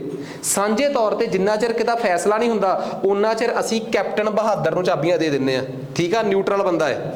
ਸਿੱਖ ਫੇਰ ਰੌਲਾ, ਕਹਿੰਦੇ ਇਹ ਕਿਹੜਾ ਨਿਊਟਰਲ ਹੈ, ਵੀ ਤਾਂ ਪ੍ਰੋ ਬ੍ਰਿਟਿਸ਼ ਹੀ ਆ। ਨਿਊਟਰਲ ਤੁਸੀਂ ਕੀ ਕਹਿੰਦੇ? ਤੁਸੀਂ ਤੈਅ ਕਰੋਗੇ ਕਿ ਨਿਊਟਰਲ ਕੌਣ ਆ? ਨਿਊਟਰਲ ਤੈਅ ਕਰਨਾ ਤਾਂ ਦੋਵੇਂ ਪਾਰਟੀਆਂ ਬਹਿ ਕੇ ਤੈਅ ਕਰਨਗੀਆਂ ਕਿ ਨਿਊਟਰਲ ਕੌਣ ਆ। ਇਹ ਤਾਂ ਸਾਰੇ ਚੀਫ ਸਿੱਖ ਲੀਗ ਵਾਲੇ ਬੰਦੇ ਆ, ਜਿਹੜੇ ਤਾਂ ਹੀ ਤਾਂ ਅਸੀਂ ਆਪਣੀ SGPC ਬਣਾਈ ਆ। ਤੇ ਆਪਣੀ SGPC ਚੋਂ ਵੀ ਜਿਹੜਾ ਅਸੀਂ ਪਹਿਲਾਂ ਨੋਮੀਨੇਟਡ ਪ੍ਰਧਾਨ ਲਾਇਆ ਸੀ ਉਹਨੂੰ ਹਟਾ ਕੇ ਵੀ ਅਸੀਂ ਇਲੈਕਟਡ ਪ੍ਰਧਾਨ ਕਿਉਂ ਚੁਣਿਆ ਬਾਅਦ ਚ? ਕਿਉਂਕਿ ਅਸੀਂ ਉਹ ਸਾਰੇ ਬੰਦੇ, ਹੁਣ ਅਸੀਂ ਅੰਗਰੇਜ਼ਾਂ ਦੇ ਖਿਲਾਫ ਹੋਣਾ ਅਗਰੈਸਿਵ, ਅਸੀਂ ਉਹ ਸਾਰੇ ਬੰਦੇ ਸਾਈਡ ਤੇ ਕਰ ਦੇਣੇ ਜਿਹੜੇ ਅੰਗਰੇਜ਼ਾਂ ਦੇ ਫੇਵਰ ਵਾਲੇ ਸੀਗੇ। ਸੋ ਕਰਕਸ ਸਮਝੋ ਕਿ 1920-21 ਚ ਹੋ ਕੀ ਰਿਹਾ ਹੈ, ਕਿਹੜੇ ਕਿਹੜੇ ਬੰਦੇ ਪ੍ਰੋ ਬ੍ਰਿਟਿਸ਼ ਆ, ਤੇ ਉਹਨੂੰ ਪਹਿਚਾਣ ਹੋਣੀ ਚਾਹੀਦੀ ਉਹਨਾਂ ਲੋਕਾਂ ਦੀ ਕਿ ਅੱਛਾ ਆਹ ਬੰਦੇ ਪ੍ਰੋ ਬ੍ਰਿਟਿਸ਼ ਸੀਗੇ। ਸੋ ਖੈਰ ਇੱਕ ਮੀਟਿੰਗ ਖੜਕ ਸਿੰਘ ਹੋਣਾ ਦੀ ਤੇ ਬਾਕੀ ਲੀਡਰਾਂ ਦੀ 12 ਨਵੰਬਰ ਨੂੰ ਹੋਈ। ਕੈਪਟਨ ਬਹਾਦਰ ਨੇ ਵੀ ਰਿਜ਼ਾਈਨ ਪਾਤਾ, ਕਿਉਂਕਿ ਸਿੱਖਾਂ ਨੇ ਉਹਦਾ ਬਾਈਕਾਟ ਹੀ ਕਰਤਾ ਸੀ ਕਿ ਜੇ ਤੂੰ ਚਾਬੀਆਂ ਫੜੀਆਂ ਫਿਰ ਤੇਰਾ ਸਾਡੇ ਨਾਲ ਕੋਈ ਲੈਣਾ ਦੇਣਾ ਨਹੀਂ, ਸਿੱਖੀ ਨਾਲ ਕੋਈ ਲੈਣਾ ਦੇਣਾ ਨਹੀਂ। ਸੋ ਉਹਦੇ ਤੇ ਇੱਕ ਇੰਟਰਨਲ ਦਬਾਅ ਪਾਇਆ ਗਿਆ। ਸੋ ਇੱਕ ਸਟਰਗਲ ਹੋਇਆ ਤੇ ਫਾਈਨਲੀ 3 ਜਨਵਰੀ 1922 ਨੂੰ ਇਹ ਚਾਬੀਆਂ ਸ਼੍ਰੋਮਣੀ ਗੁਰਦੁਆਰਾ ਪ੍ਰਬੰਧਕ ਕਮੇਟੀ ਨੂੰ ਮਿਲ ਗਈਆਂ। ਜਿਸ ਤਰੀਕੇ ਨਾਲ ਬੜੀ ਦੇਖੋ ਇੱਕ ਕਲੀਅਰ ਲਿਖਿਆ ਕਿ ਕਿਵੇਂ ਲਾਲ ਸਿਲਕ ਦੇ ਕੱਪੜੇ 'ਚ ਉਹ ਚਾਬੀਆਂ ਜਿਹੜੀਆਂ ਸੀ ਉਹ ਅੰਗਰੇਜ਼ ਹਕੂਮਤ ਵੱਲੋਂ, ਗਵਰਨਮੈਂਟ ਆਫੀਸ਼ੀਅਲਸ ਵੱਲੋਂ ਬਾਬਾ ਖੜਕ ਸਿੰਘ ਨੂੰ ਬੜੀ ਰਿਸਪੈਕਟ ਨਾਲ ਸੌਂਪ ਦਿੱਤੀਆਂ ਗਈਆਂ। ਤੇ ਇਹ ਸਟੋਰੀ ਬਣੀ ਆ, ਕਹਿੰਦੇ ਆ 1922 ਚ। ਕਹਿੰਦੇ ਆ ਕਿ ਇਹ ਖਬਰ ਜਿਹੜੀ ਸੀ ਨਾ ਇਹ ਅਖਬਾਰਾਂ 'ਚ ਛਪੀ, ਤੇ ਅਖਬਾਰਾਂ 'ਚ ਪਹਿਲਾ ਹੈਡਿੰਗ ਪਤਾ ਕੀ ਛਪਿਆ ਸੀਗਾ? ਅਖਬਾਰਾਂ 'ਚ ਹੈਡਿੰਗ ਛਪਿਆ ਸੀਗਾ ਕਿ ਪਹਿਲੀ ਆਜ਼ਾਦੀ ਦੀ ਲੜਾਈ ਦਾ ਪਹਿਲੀ ਫਤਿਹ ਜਿਹੜੀ ਆ ਉਹ ਸਿੱਖਾਂ ਨੇ ਹਾਸਲ ਕੀਤੀ ਕੌਮਿਆਂ ਤੋਂ ਬਾਅਦ ਮਹਾਤਮਾ ਗਾਂਧੀ। ਮਤਲਬ ਕਿ ਮਹਾਤਮਾ ਗਾਂਧੀ ਨੇ ਇਸ ਘਟਨਾ ਨੂੰ ਇੰਨਾ ਹਾਈਲਾਈਟ ਕੀਤਾ। ਮਹਾਤਮਾ ਗਾਂਧੀ 1920 ਚ ਬਹੁਤ ਮਸ਼ਹੂਰ ਸੀਗੇ। ਜੇ ਤੁਹਾਨੂੰ ਲੱਗਦਾ 1922 ਤੱਕ ਮਹਾਤਮਾ ਗਾਂਧੀ ਇਸ ਸਮੇਂ ਤਾਂ ਬਹੁਤ ਜ਼ਿਆਦਾ ਮਸ਼ਹੂਰ ਸੀਗੇ। ਮਹਾਤਮਾ ਗਾਂਧੀ ਨੈਸ਼ਨਲ ਲੀਡਰ ਸੀ, ਇੱਕ ਨੈਸ਼ਨਲ ਲੀਡਰ ਜਿਹੜਾ ਕਿ ਉਦੋਂ ਤੱਕ ਨੌਨ ਕੋਆਪਰੇਸ਼ਨ ਕਰਕੇ ਮਸ਼ਹੂਰ ਹੋ ਕੇ ਮਾਸ ਲੀਡਰ ਬਣ ਗਿਆ ਹੋਵੇ। ਉਹ ਤੁਹਾਡੀ ਇਸ ਲੜਾਈ ਨੂੰ ਆਜ਼ਾਦੀ ਦੀ ਲੜਾਈ ਕਵੇ ਤਾਂ ਇਹ ਆਪਣੇ ਆਪ 'ਚ ਇੱਕ ਬਹੁਤ ਵੱਡਾ ਪੁਆਇੰਟ ਮੰਨਿਆ ਗਿਆ। ਕਹਿੰਦੇ ਪੇਪਰ 'ਚ ਆ ਸਕਦਾ ਕਿ ਸਿੱਖਾਂ ਦੇ ਕਿਹੜੇ ਮੋਰਚੇ ਨੂੰ ਮਹਾਤਮਾ ਗਾਂਧੀ ਨੇ first decisive battle for Indian freedom ਦਾ ਨਾਮ ਦਿੱਤਾ। ਤਾਂ ਉਹ ਕਿਹੜਾ ਮੋਰਚਾ ਸੀ? ਚਾਬੀਆਂ ਵਾਲਾ ਮੋਰਚਾ। ਸਿੱਖਾਂ ਨੇ ਗੁਰਦੁਆਰਾ ਗੋਲਡਨ ਟੈਂਪਲ ਆਜ਼ਾਦ ਨਹੀਂ ਕਰਾਇਆ, ਗੋਲਡਨ ਟੈਂਪਲ ਦੀ ਟ੍ਰੈਜ਼ਰੀ ਜਾਨੀ ਕਿ ਉਹਦਾ ਖਜ਼ਾਨਾ ਚ ਆਜ਼ਾਦ ਕਰਾਇਆ ਸੀਗਾ। ਸਟੋਰੀ ਸਮਝ ਆ ਗਈ? ਸੋ ਇਹਨੂੰ ਇੱਕ ਬਹੁਤ ਵੱਡੀ ਜਿੱਤ ਦੇ ਤੌਰ ਤੇ ਦੇਖਿਆ ਜਾਂਦਾ ਹੈ। ਅਗਲੀ ਕਹਾਣੀ ਆ ਗਈ ਗੁਰੂ ਕਾ ਬਾਗ ਮੋਰਚਾ। ਠੀਕ ਆ, ਇਹ ਗੁਰੂ ਕਾ ਬਾਗ ਮੋਰਚਾ ਜਿਹੜਾ ਹੈ ਅੰਮ੍ਰਿਤਸਰ ਦੇ ਬਿਲਕੁਲ ਨੇੜੇ ਹੀ 8 ਤੋਂ 10 ਕਿਲੋਮੀਟਰ ਦੂਰ ਅਜਨਾਲਾ ਰੋਡ ਤੇ ਸ਼ਾਇਦ ਆਈ ਥਿੰਕ ਇੱਕ ਗੁਰਦੁਆਰਾ ਹੈ ਗੁਰੂ ਕਾ ਬਾਗ, ਜਿੱਥੋਂ ਦਾ ਮਹੰਤ ਸੀ ਸੁੰਦਰਦਾਸ ਉਦਾਸੀ। ਠੀਕ ਆ ਨਾਮ ਤੋਂ ਹੀ ਸਮਝ ਆ ਜਾਣਾ ਚਾਹੀਦਾ, ਸੁੰਦਰਦਾਸ ਉਦਾਸੀ।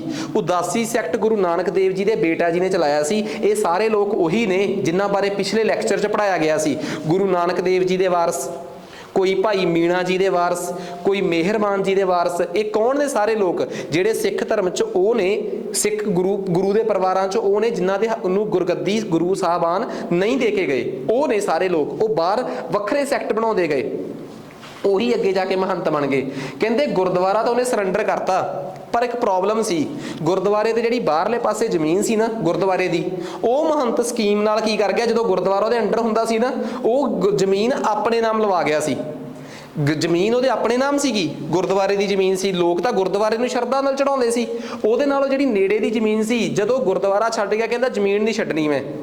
ਅੰਗਰੇਜ਼ ਕਹਿੰਦੇ ਕਿਸੇ ਬੰਦੇ ਦੀ ਪ੍ਰਾਈਵੇਟ ਪ੍ਰਾਪਰਟੀ ਅਸੀਂ ਖਾਲੀ ਕਰਾ ਹੀ ਨਹੀਂ ਸਕਦੇ। ਗੁਰਦੁਆਰਾ ਲਹਿਰ ਚੱਲ ਰਹੀ ਆ, ਠੀਕ ਆ, ਗੁਰਦੁਆਰਾ ਛੱਡ ਕੇ ਚਲੇ ਗਿਆ, ਪਰ ਕਾਗਜ਼ ਕਹਿ ਰਹੇ ਆ ਕਿ ਇਹ ਜ਼ਮੀਨ ਸੰਤ ਸੁੰਦਰਦਾਸ ਦੀ ਆ, ਤੁਹਾਡੀ ਹੈ ਹੀ ਨਹੀਂ। ਸਿੱਖ ਕਹਿੰਦੇ ਇਹ ਜ਼ਮੀਨ ਸਿੱਖਾਂ ਦੀ ਆ, ਕਿਉਂ? ਇਹ ਪੈਸਾ ਇਹਨੇ ਉਹਨਾਂ ਤੋਂ ਕਮਾਇਆ ਹੈ। ਅੰਗਰੇਜ਼ ਇਸ ਗੱਲ ਤੇ ਅੜ ਗਏ ਕਿ ਜੋ ਕਾਗਜ਼ ਬੋਲਦੇ ਉਹੀ ਸੱਚ ਆ। ਹੁਣ ਜੇ ਟੈਕਨੀਕਲੀ ਡਾਕੂਮੈਂਟਸ ਦੇਖੀਏ ਤਾਂ ਅੰਗਰੇਜ਼ ਸੱਚੇ ਸੀ, ਜੇ ਵੈਸੇ ਐਥੀਕਲੀ ਦੇਖੀਏ ਸੰਤ ਸੁੰਦਰਦਾਸ ਨੇ ਕੋਈ ਜਲੇਬੀਆਂ ਤਾਂ ਵੇਚੀਆਂ ਨਹੀਂ ਸੀ, ਉਸੇ ਗੁਰਦੁਆਰੇ 'ਚ ਬੈਠਾ ਹੀ ਚੰਦਾ ਇਕੱਠਾ ਕਰਦਾ ਸੀ, ਉਸੇ ਪੈਸੇ ਨਾਲ ਹੀ ਉੱਥੋਂ ਜ਼ਮੀਨ ਖਰੀਦੀ ਸੀ। ਰੌਲਾ ਉਦੋਂ ਪਿਆ ਜਦੋਂ ਉਸ ਜਗ੍ਹਾ ਤੇ ਲੱਗੇ ਹੋਏ ਰੁੱਖ ਝਾੜੀਆਂ ਜਿਹੜੀਆਂ ਸੀ ਉਹਨਾਂ ਦਾ ਬਾਲਣ ਇਕੱਠਾ ਕਰਕੇ ਸਿੱਖ ਗੁਰਦੁਆਰੇ 'ਚ ਲਿਆਉਂਦੇ ਸੀ ਤੇ ਲੰਗਰ ਪਕਾਉਂਦੇ ਸੀ। ਉਹਨੇ ਜਦੋਂ ਇਹਦੇ ਤੇ ਵੀ ਇਤਰਾਜ਼ ਕਰਤਾ, ਫਿਰ ਉਹਨੇ ਸ਼ਿਕਾਇਤ ਕੀਤੀ ਪੁਲਿਸ ਨੂੰ। ਪੁਲਿਸ ਹਮੇਸ਼ਾ ਪ੍ਰੋ ਮਹੰਤ ਰਹੀ ਆ, ਅੰਗਰੇਜ਼ਾਂ ਦੇ ਮਹੰਤਾਂ ਦੇ ਫੇਵਰ 'ਚ ਰਹੀ ਆ। ਇਸੇ ਕਰਕੇ ਹਮਲੇ ਜਿਹੜੇ ਸੀਗੇ ਉਹ ਸਿੱਖਾਂ ਤੇ ਹੋਣ ਲੱਗ ਪਏ। ਸਿੱਖ ਫਿਰ ਗੁੱਸੇ 'ਚ ਆ ਗਏ। ਫਿਰ ਸਿੱਖਾਂ ਨੇ 5-5 6-6 ਜਾਣਿਆਂ ਦਾ ਜਥਾ ਬਣਾ ਲਿਆ ਤੇ ਜਾ ਕੇ ਉੱਥੇ ਸਾਫ਼ ਕਿ ਜਿਹੜਾ ਇੱਥੇ ਬਿਨਾਂ ਪਰਮਿਸ਼ਨ ਤੋਂ ਵੜੂਗਾ ਸਰਕਾਰੀ ਹੁਕਮਾਂ ਦੀ ਉਲੰਘਣਾ ਦੇ ਦੇਸ਼ 'ਚ ਉਹਨੂੰ ਅਰੈਸਟ ਕੀਤਾ ਜਾਊਗਾ। ਫਿਰ 5-5 ਦਾ ਜਥਾ ਜਾ ਕੇ ਉੱਥੇ ਗ੍ਰਿਫਤਾਰੀਆਂ ਦੇਣ ਲੱਗ ਪਿਆ ਕਿ ਉਹਨਾਂ ਨੂੰ ਹੱਥ ਲਾਉਂਦੇ ਸੀ, ਜਾ ਕੇ ਗੈਰ ਕਾਨੂੰਨੀ ਕੰਮ ਹੋ ਗਿਆ, ਅਰੈਸਟ। ਜੇਲਾਂ ਭਰਨ ਲੱਗ ਪਈਆਂ। ਜਦੋਂ ਅੰਮ੍ਰਿਤਸਰ ਦੀਆਂ ਜੇਲਾਂ ਭਰੀਆਂ, ਤੁਹਾਨੂੰ ਪਤਾ ਬਹੁਤ ਸਿੱਖ ਇਕੱਠੇ ਕਰ ਲਏ ਸੀ ਉਹਨਾਂ ਨੇ ਉੱਥੇ। ਫਿਰ ਉਹ ਸਿੱਖ ਜਿਹੜੇ ਸੀ ਉਹਨਾਂ ਦਾ ਇੰਨਾ ਲੋਡ ਵੱਧ ਗਿਆ, ਫਿਰ ਉਹਨਾਂ ਨੂੰ ਉੱਥੋਂ ਸ਼ਿਫਟ ਕਰਕੇ ਕਈ ਇੱਕ ਜੋ ਸਿੱਖਾਂ ਦਾ ਇੱਕ ਜਥਾ ਸੀ ਜਿਹੜਾ ਜਦੋਂ ਅਰੈਸਟ ਹੋਇਆ ਉਹਨੂੰ ਚੱਕ ਕੇ ਮੁਲਤਾਨ ਵਾਲੀ ਜੇਲ੍ਹ 'ਚ ਸ਼ਿਫਟ ਕਰਨਾ, ਕਿਉਂਕਿ ਲੋਡ ਵੱਧ ਗਿਆ ਸੀ ਜੇਲ੍ਹ ਤੇ। ਉੱਥੋਂ ਕਈਆਂ ਨੂੰ ਰਾਵਲਪਿੰਡੀ ਪਸ਼ਾਵਰ ਵਾਲੇ ਪਾਸੇ ਸ਼ਿਫਟ ਕਰਤਾ, ਕਿਸੇ ਨੂੰ ਮੁਲਤਾਨ ਵਾਲੇ ਪਾਸੇ ਸ਼ਿਫਟ ਕਰਤਾ, ਦੂਜੀਆਂ ਜੇਲ੍ਹਾਂ 'ਚ ਸ਼ਿਫਟਿੰਗ ਹੋ ਰਹੀ ਸੀ। ਤੁਸੀਂ ਕਹੋਗੇ ਇਸ ਗੱਲ ਨੂੰ ਮੈਂ ਬੜਾ ਹਾਈਲਾਈਟ ਕਰ ਰਿਹਾ ਕਿ ਜਦੋਂ ਸਿੱਖਾਂ ਦਾ ਬਹੁਤ ਟੋਲਾ ਭਰ ਗਿਆ ਤਾਂ ਉਹਨਾਂ ਨੂੰ ਉਸ ਜਥੇ ਨੂੰ ਸ਼ਿਫਟ ਕਿਉਂ ਕਰ ਰਹੇ ਆ। ਇਹ ਗੱਲ ਦੱਸਣੀ ਬਣਦੀ ਤੇ ਨਹੀਂ, ਕਿਉਂਕਿ ਇਸੇ ਸਾਕੇ ਚੋਂ ਹੀ ਇੱਕ ਸਾਕਾ ਹੋਰ ਨਿਕਲ ਗਿਆ ਸੀ। ਫਿਰ ਉਹ ਕਿਹੜਾ ਸੀ ਉਹ ਬਾਅਦ 'ਚ, ਪਰ ਪਹਿਲਾਂ ਇਹ ਤਾਂ ਕਲੀਅਰ ਕੀਤਾ ਜਾਵੇ ਕਿ ਕਿਸ ਤਰੀਕੇ ਨਾਲ ਜਿਹੜਾ ਗੁਰੂ ਕਾ ਬਾਗ ਮੋਰਚਾ ਹੈ, ਤਾਂ ਜਦੋਂ ਸਿੱਖ ਉੱਥੇ ਜਾਂਦੇ ਸੀਗੇ ਉਹਨਾਂ ਨੂੰ ਅਰੈਸਟ ਕੀਤਾ ਜਾਣ ਲੱਗ ਪਿਆ।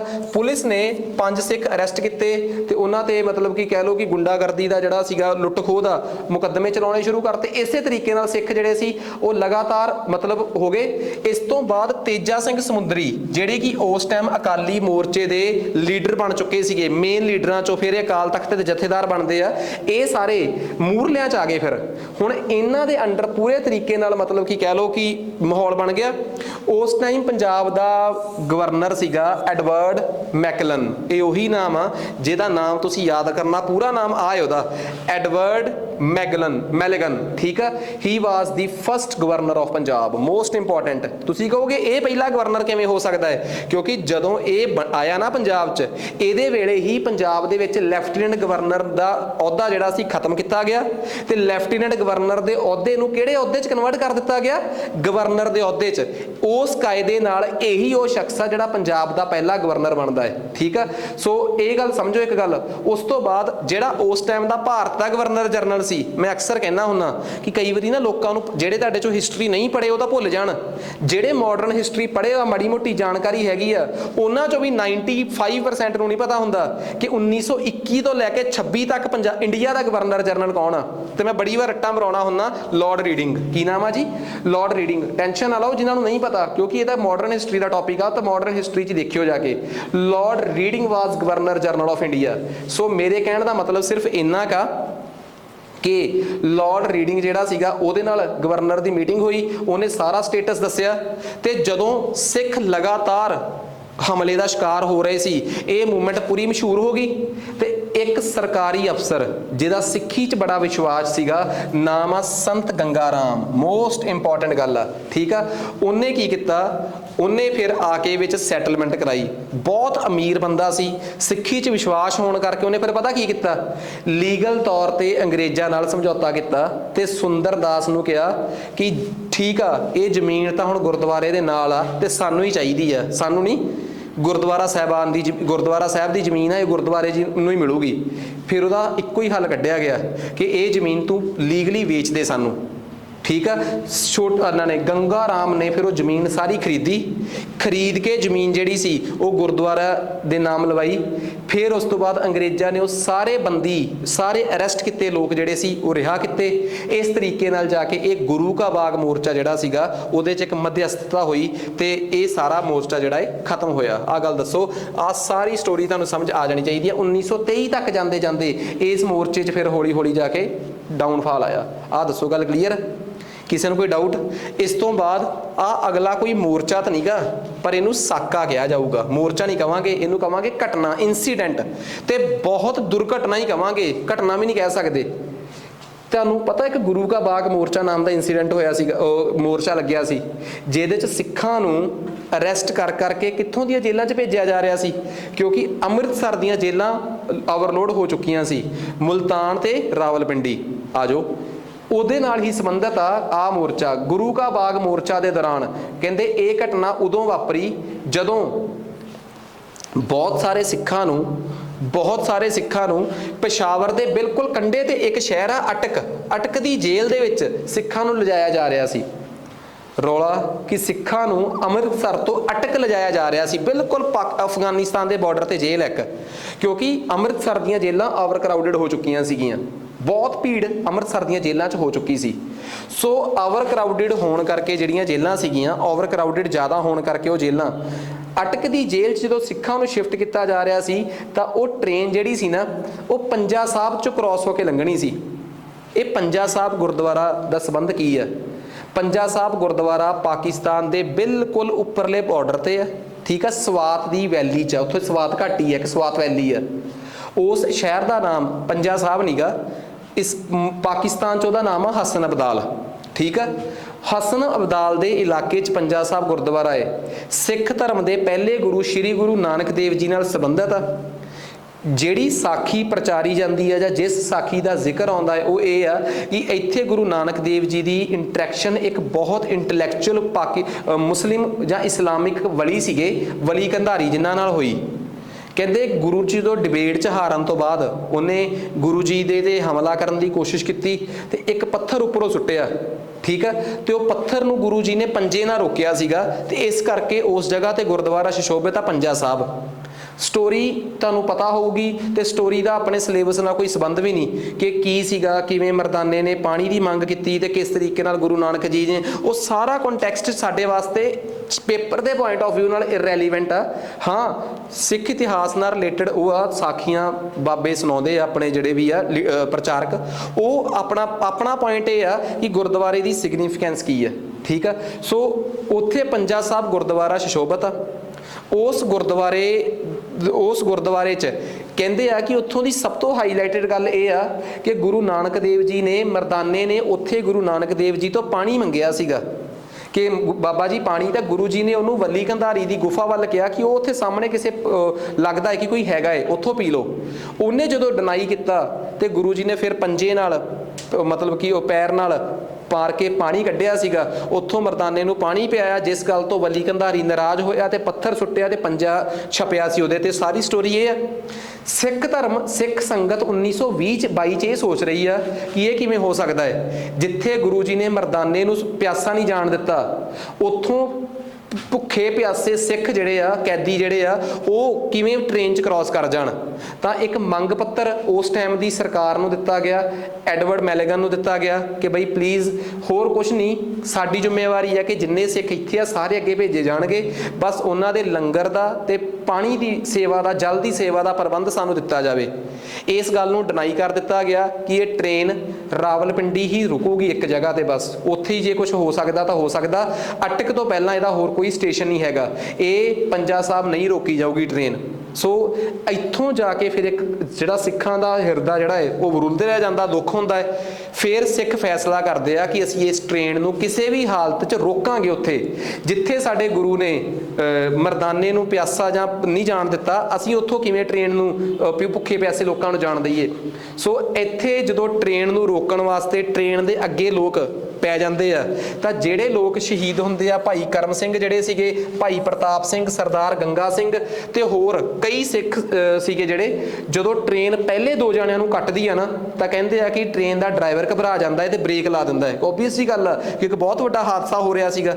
ਤਾਂ 2-3 ਜਣਿਆਂ ਦੀ ਸ਼ਹੀਦੀ ਤੋਂ ਬਾਅਦ ਚਲੋ ਬਾਕੀ ਤਾਂ ਮਤਲਬ ਹਾਦਸਾ ਵੱਡਾ ਹੋਣੋਂ ਬਚ ਜਾਂਦਾ ਹੈ ਤੇ ਉੱਥੇ ਲੋਕਾਂ ਨੂੰ ਰੋਕਿਆ ਜਾਂਦਾ ਹੈ। ਤੇ ਇਹਦੇ ਨਾਲ ਕੀ ਆ, ਕੁਛ ਨਹੀਂ ਹੁੰਦਾ। ਅੰਗਰੇਜ਼ਾਂ ਦੇ ਖਿਲਾਫ ਸਿੱਖਾਂ 'ਚ ਇੱਕ ਨਫ਼ਰਤ ਜਿਹੜੀ ਕਿ ਪਹਿਲਾਂ 1901 ਤੋਂ ਹੀ ਕਿਸੇ ਕਾਰਨ ਕਰਕੇ ਵੱਧ ਰਹੀ ਸੀ, ਉਹ ਹੁਣ ਐਕਸਟ੍ਰੀਮ ਲੈਵਲ ਤੇ ਜਾ ਰਹੀ ਹੈ। ਵਜ੍ਹਾ ਉਹ ਹੁਣ ਸਿੱਖ ਸੈਂਟੀਮੈਂਟਸ ਨਾਲ ਖੇਡ ਰਹੇ ਸੀਗੇ। ਤੇ ਕਿਸੇ ਵੀ ਕੌਮ ਦੀ ਰਿਲੀਜੀਅਸ ਸੈਂਟੀਮੈਂਟਸ ਨਾਲ ਜਦੋਂ ਸਰਕਾਰ ਖੇਡਦੀ ਹੈ ਫਿਰ ਉਹਦਾ ਜਲੂਸ ਕਿਵੇਂ ਨਿਕਲਦਾ ਹੈ ਤਾਂ ਤੁਸੀਂ ਛੱਡੀ ਗੱਲਾਂ ਤੋਂ, ਕਿਉਂਕਿ ਰਿਲੀਜੀਅਸ ਸੈਂਟੀਮੈਂਟਸ ਸਭ ਤੋਂ ਪੀਕ ਲੈਵਲ ਤੇ ਹੁੰਦੇ ਆ।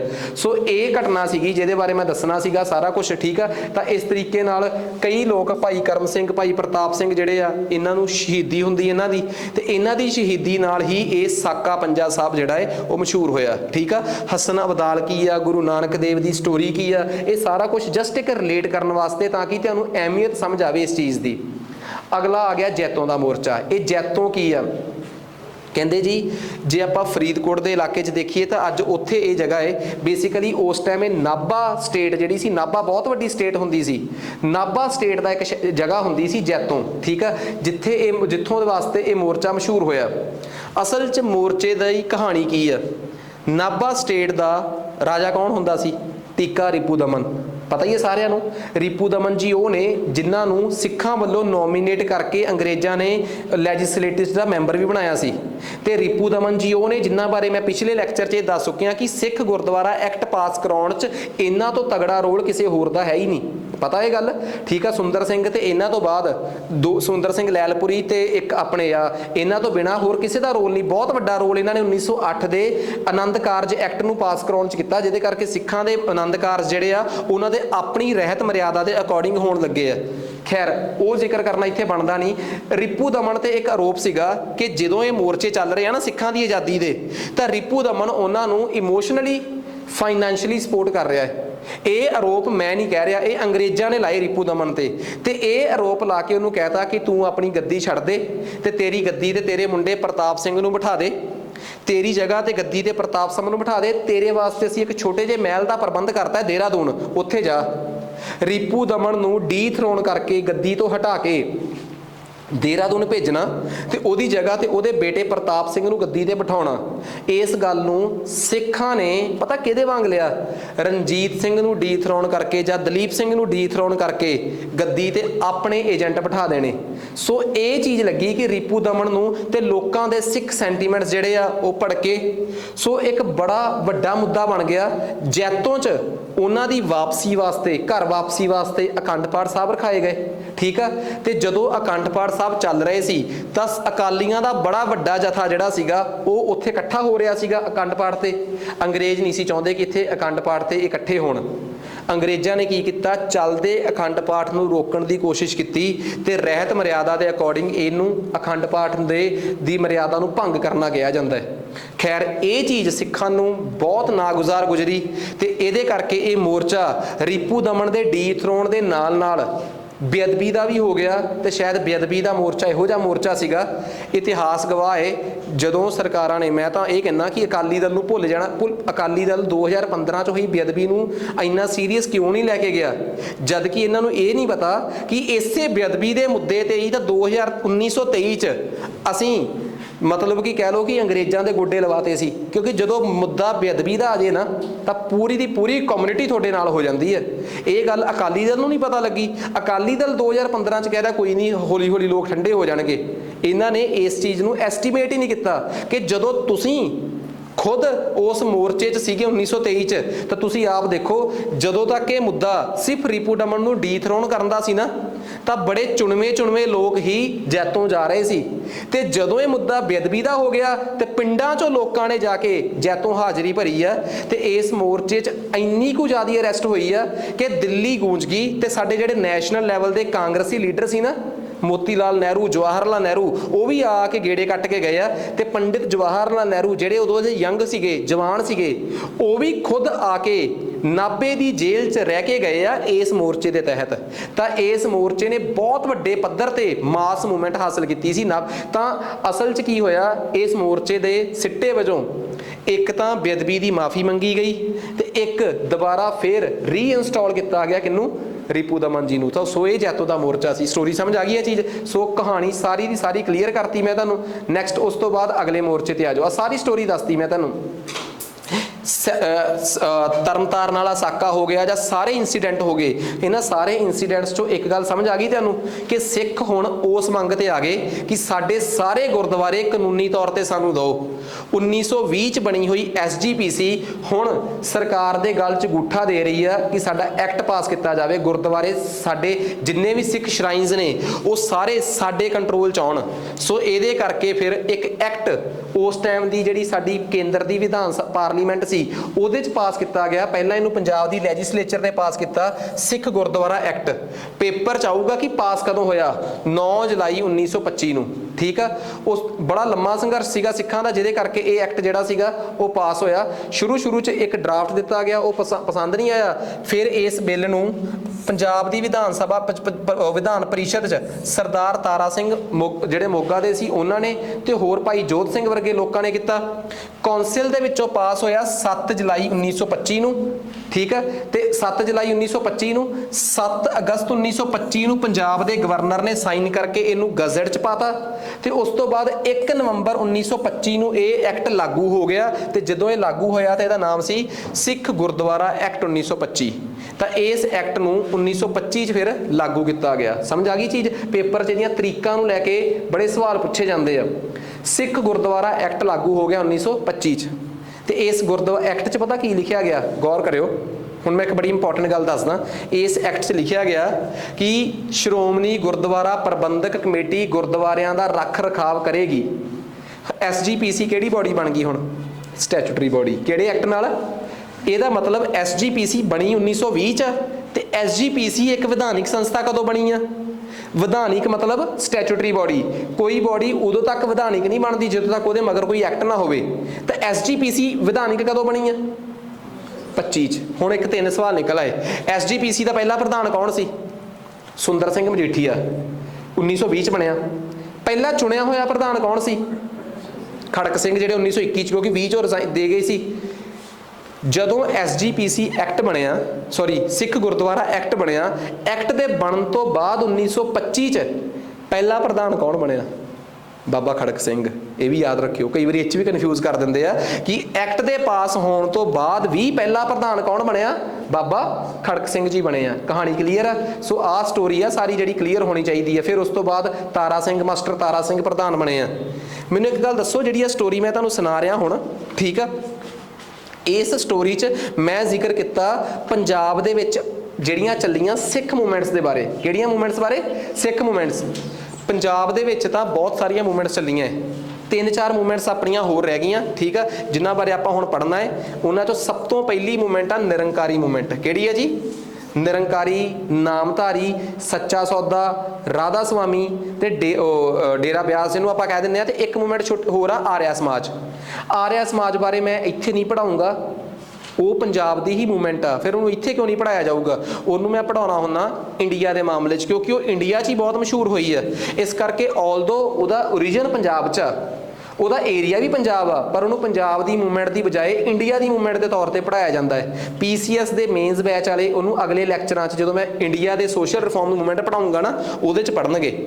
ਖੈਰ ਆ ਜਾਓ ਆਪਾਂ ਆਪਣੇ ਮੁੱਦੇ ਤੇ ਚੱਲਦੇ ਹਾਂ, ਨਿਰੰਕਾਰੀ ਮੂਵਮੈਂਟ ਤੇ। ਠੀਕ ਆ, ਪਹਿਲੀ ਗੱਲ ਸਾਨੂੰ ਹਰ ਮੂਵਮੈਂਟ ਦਾ ਪਤਾ ਹੋਣਾ ਚਾਹੀਦਾ ਹੈ ਨਿਰੰਕਾਰੀ ਮੂਵਮੈਂਟ ਹੈ ਕੀ ਹੈ। ਦੇਖੋ ਇਹ ਮੂਵਮੈਂਟ ਜਿਹੜੀ ਹੈ ਨਾ, ਹੁਣ ਚਲੋ ਮੈਂ ਇੱਕ ਛੋਟੀ ਜਿਹੀ ਗੱਲ ਦੱਸਦਾ ਤੁਹਾਨੂੰ।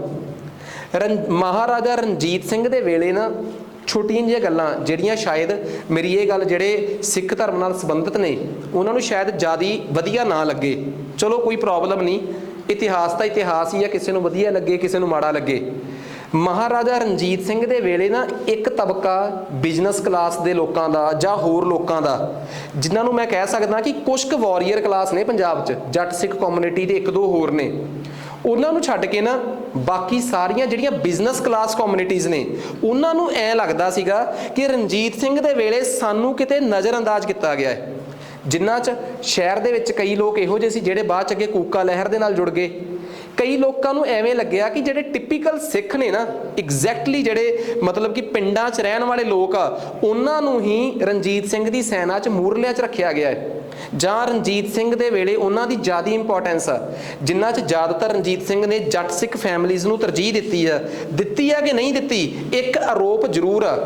ਇਹਦੇ ਤੋਂ ਹੀ ਬਹੁਤੇ ਲੋਕ ਨਾਰਾਜ਼ ਹੋ ਕੇ ਨਾ ਵੱਖਰੇ ਸੈਕਟ ਤੇ ਵੱਖਰੇ ਪੰਥ ਚਲਾਉਂਦੇ ਰਹੇ ਆ। ਇਹ ਦੋ ਪ੍ਰੂਫ ਮਿਲਦੇ ਇਹਦੇ, ਇੱਕ ਨਿਰੰਕਾਰੀ ਤੇ ਇੱਕ ਨਾਮਧਾਰੀ। ਇਹ ਜਿਹੜੇ ਇਲਜ਼ਾਮ ਲੱਗੇ ਆ ਇਹ ਸੱਚੇ ਆ ਕਿ ਝੂਠੇ ਆ, ਇਹ ਡਿਪੈਂਡ ਕਰਦਾ ਕਿ ਬਈ ਕਿ ਇਹਦੇ ਪਿੱਛੇ ਇਨਵੈਸਟੀਗੇਸ਼ਨ ਤੇ।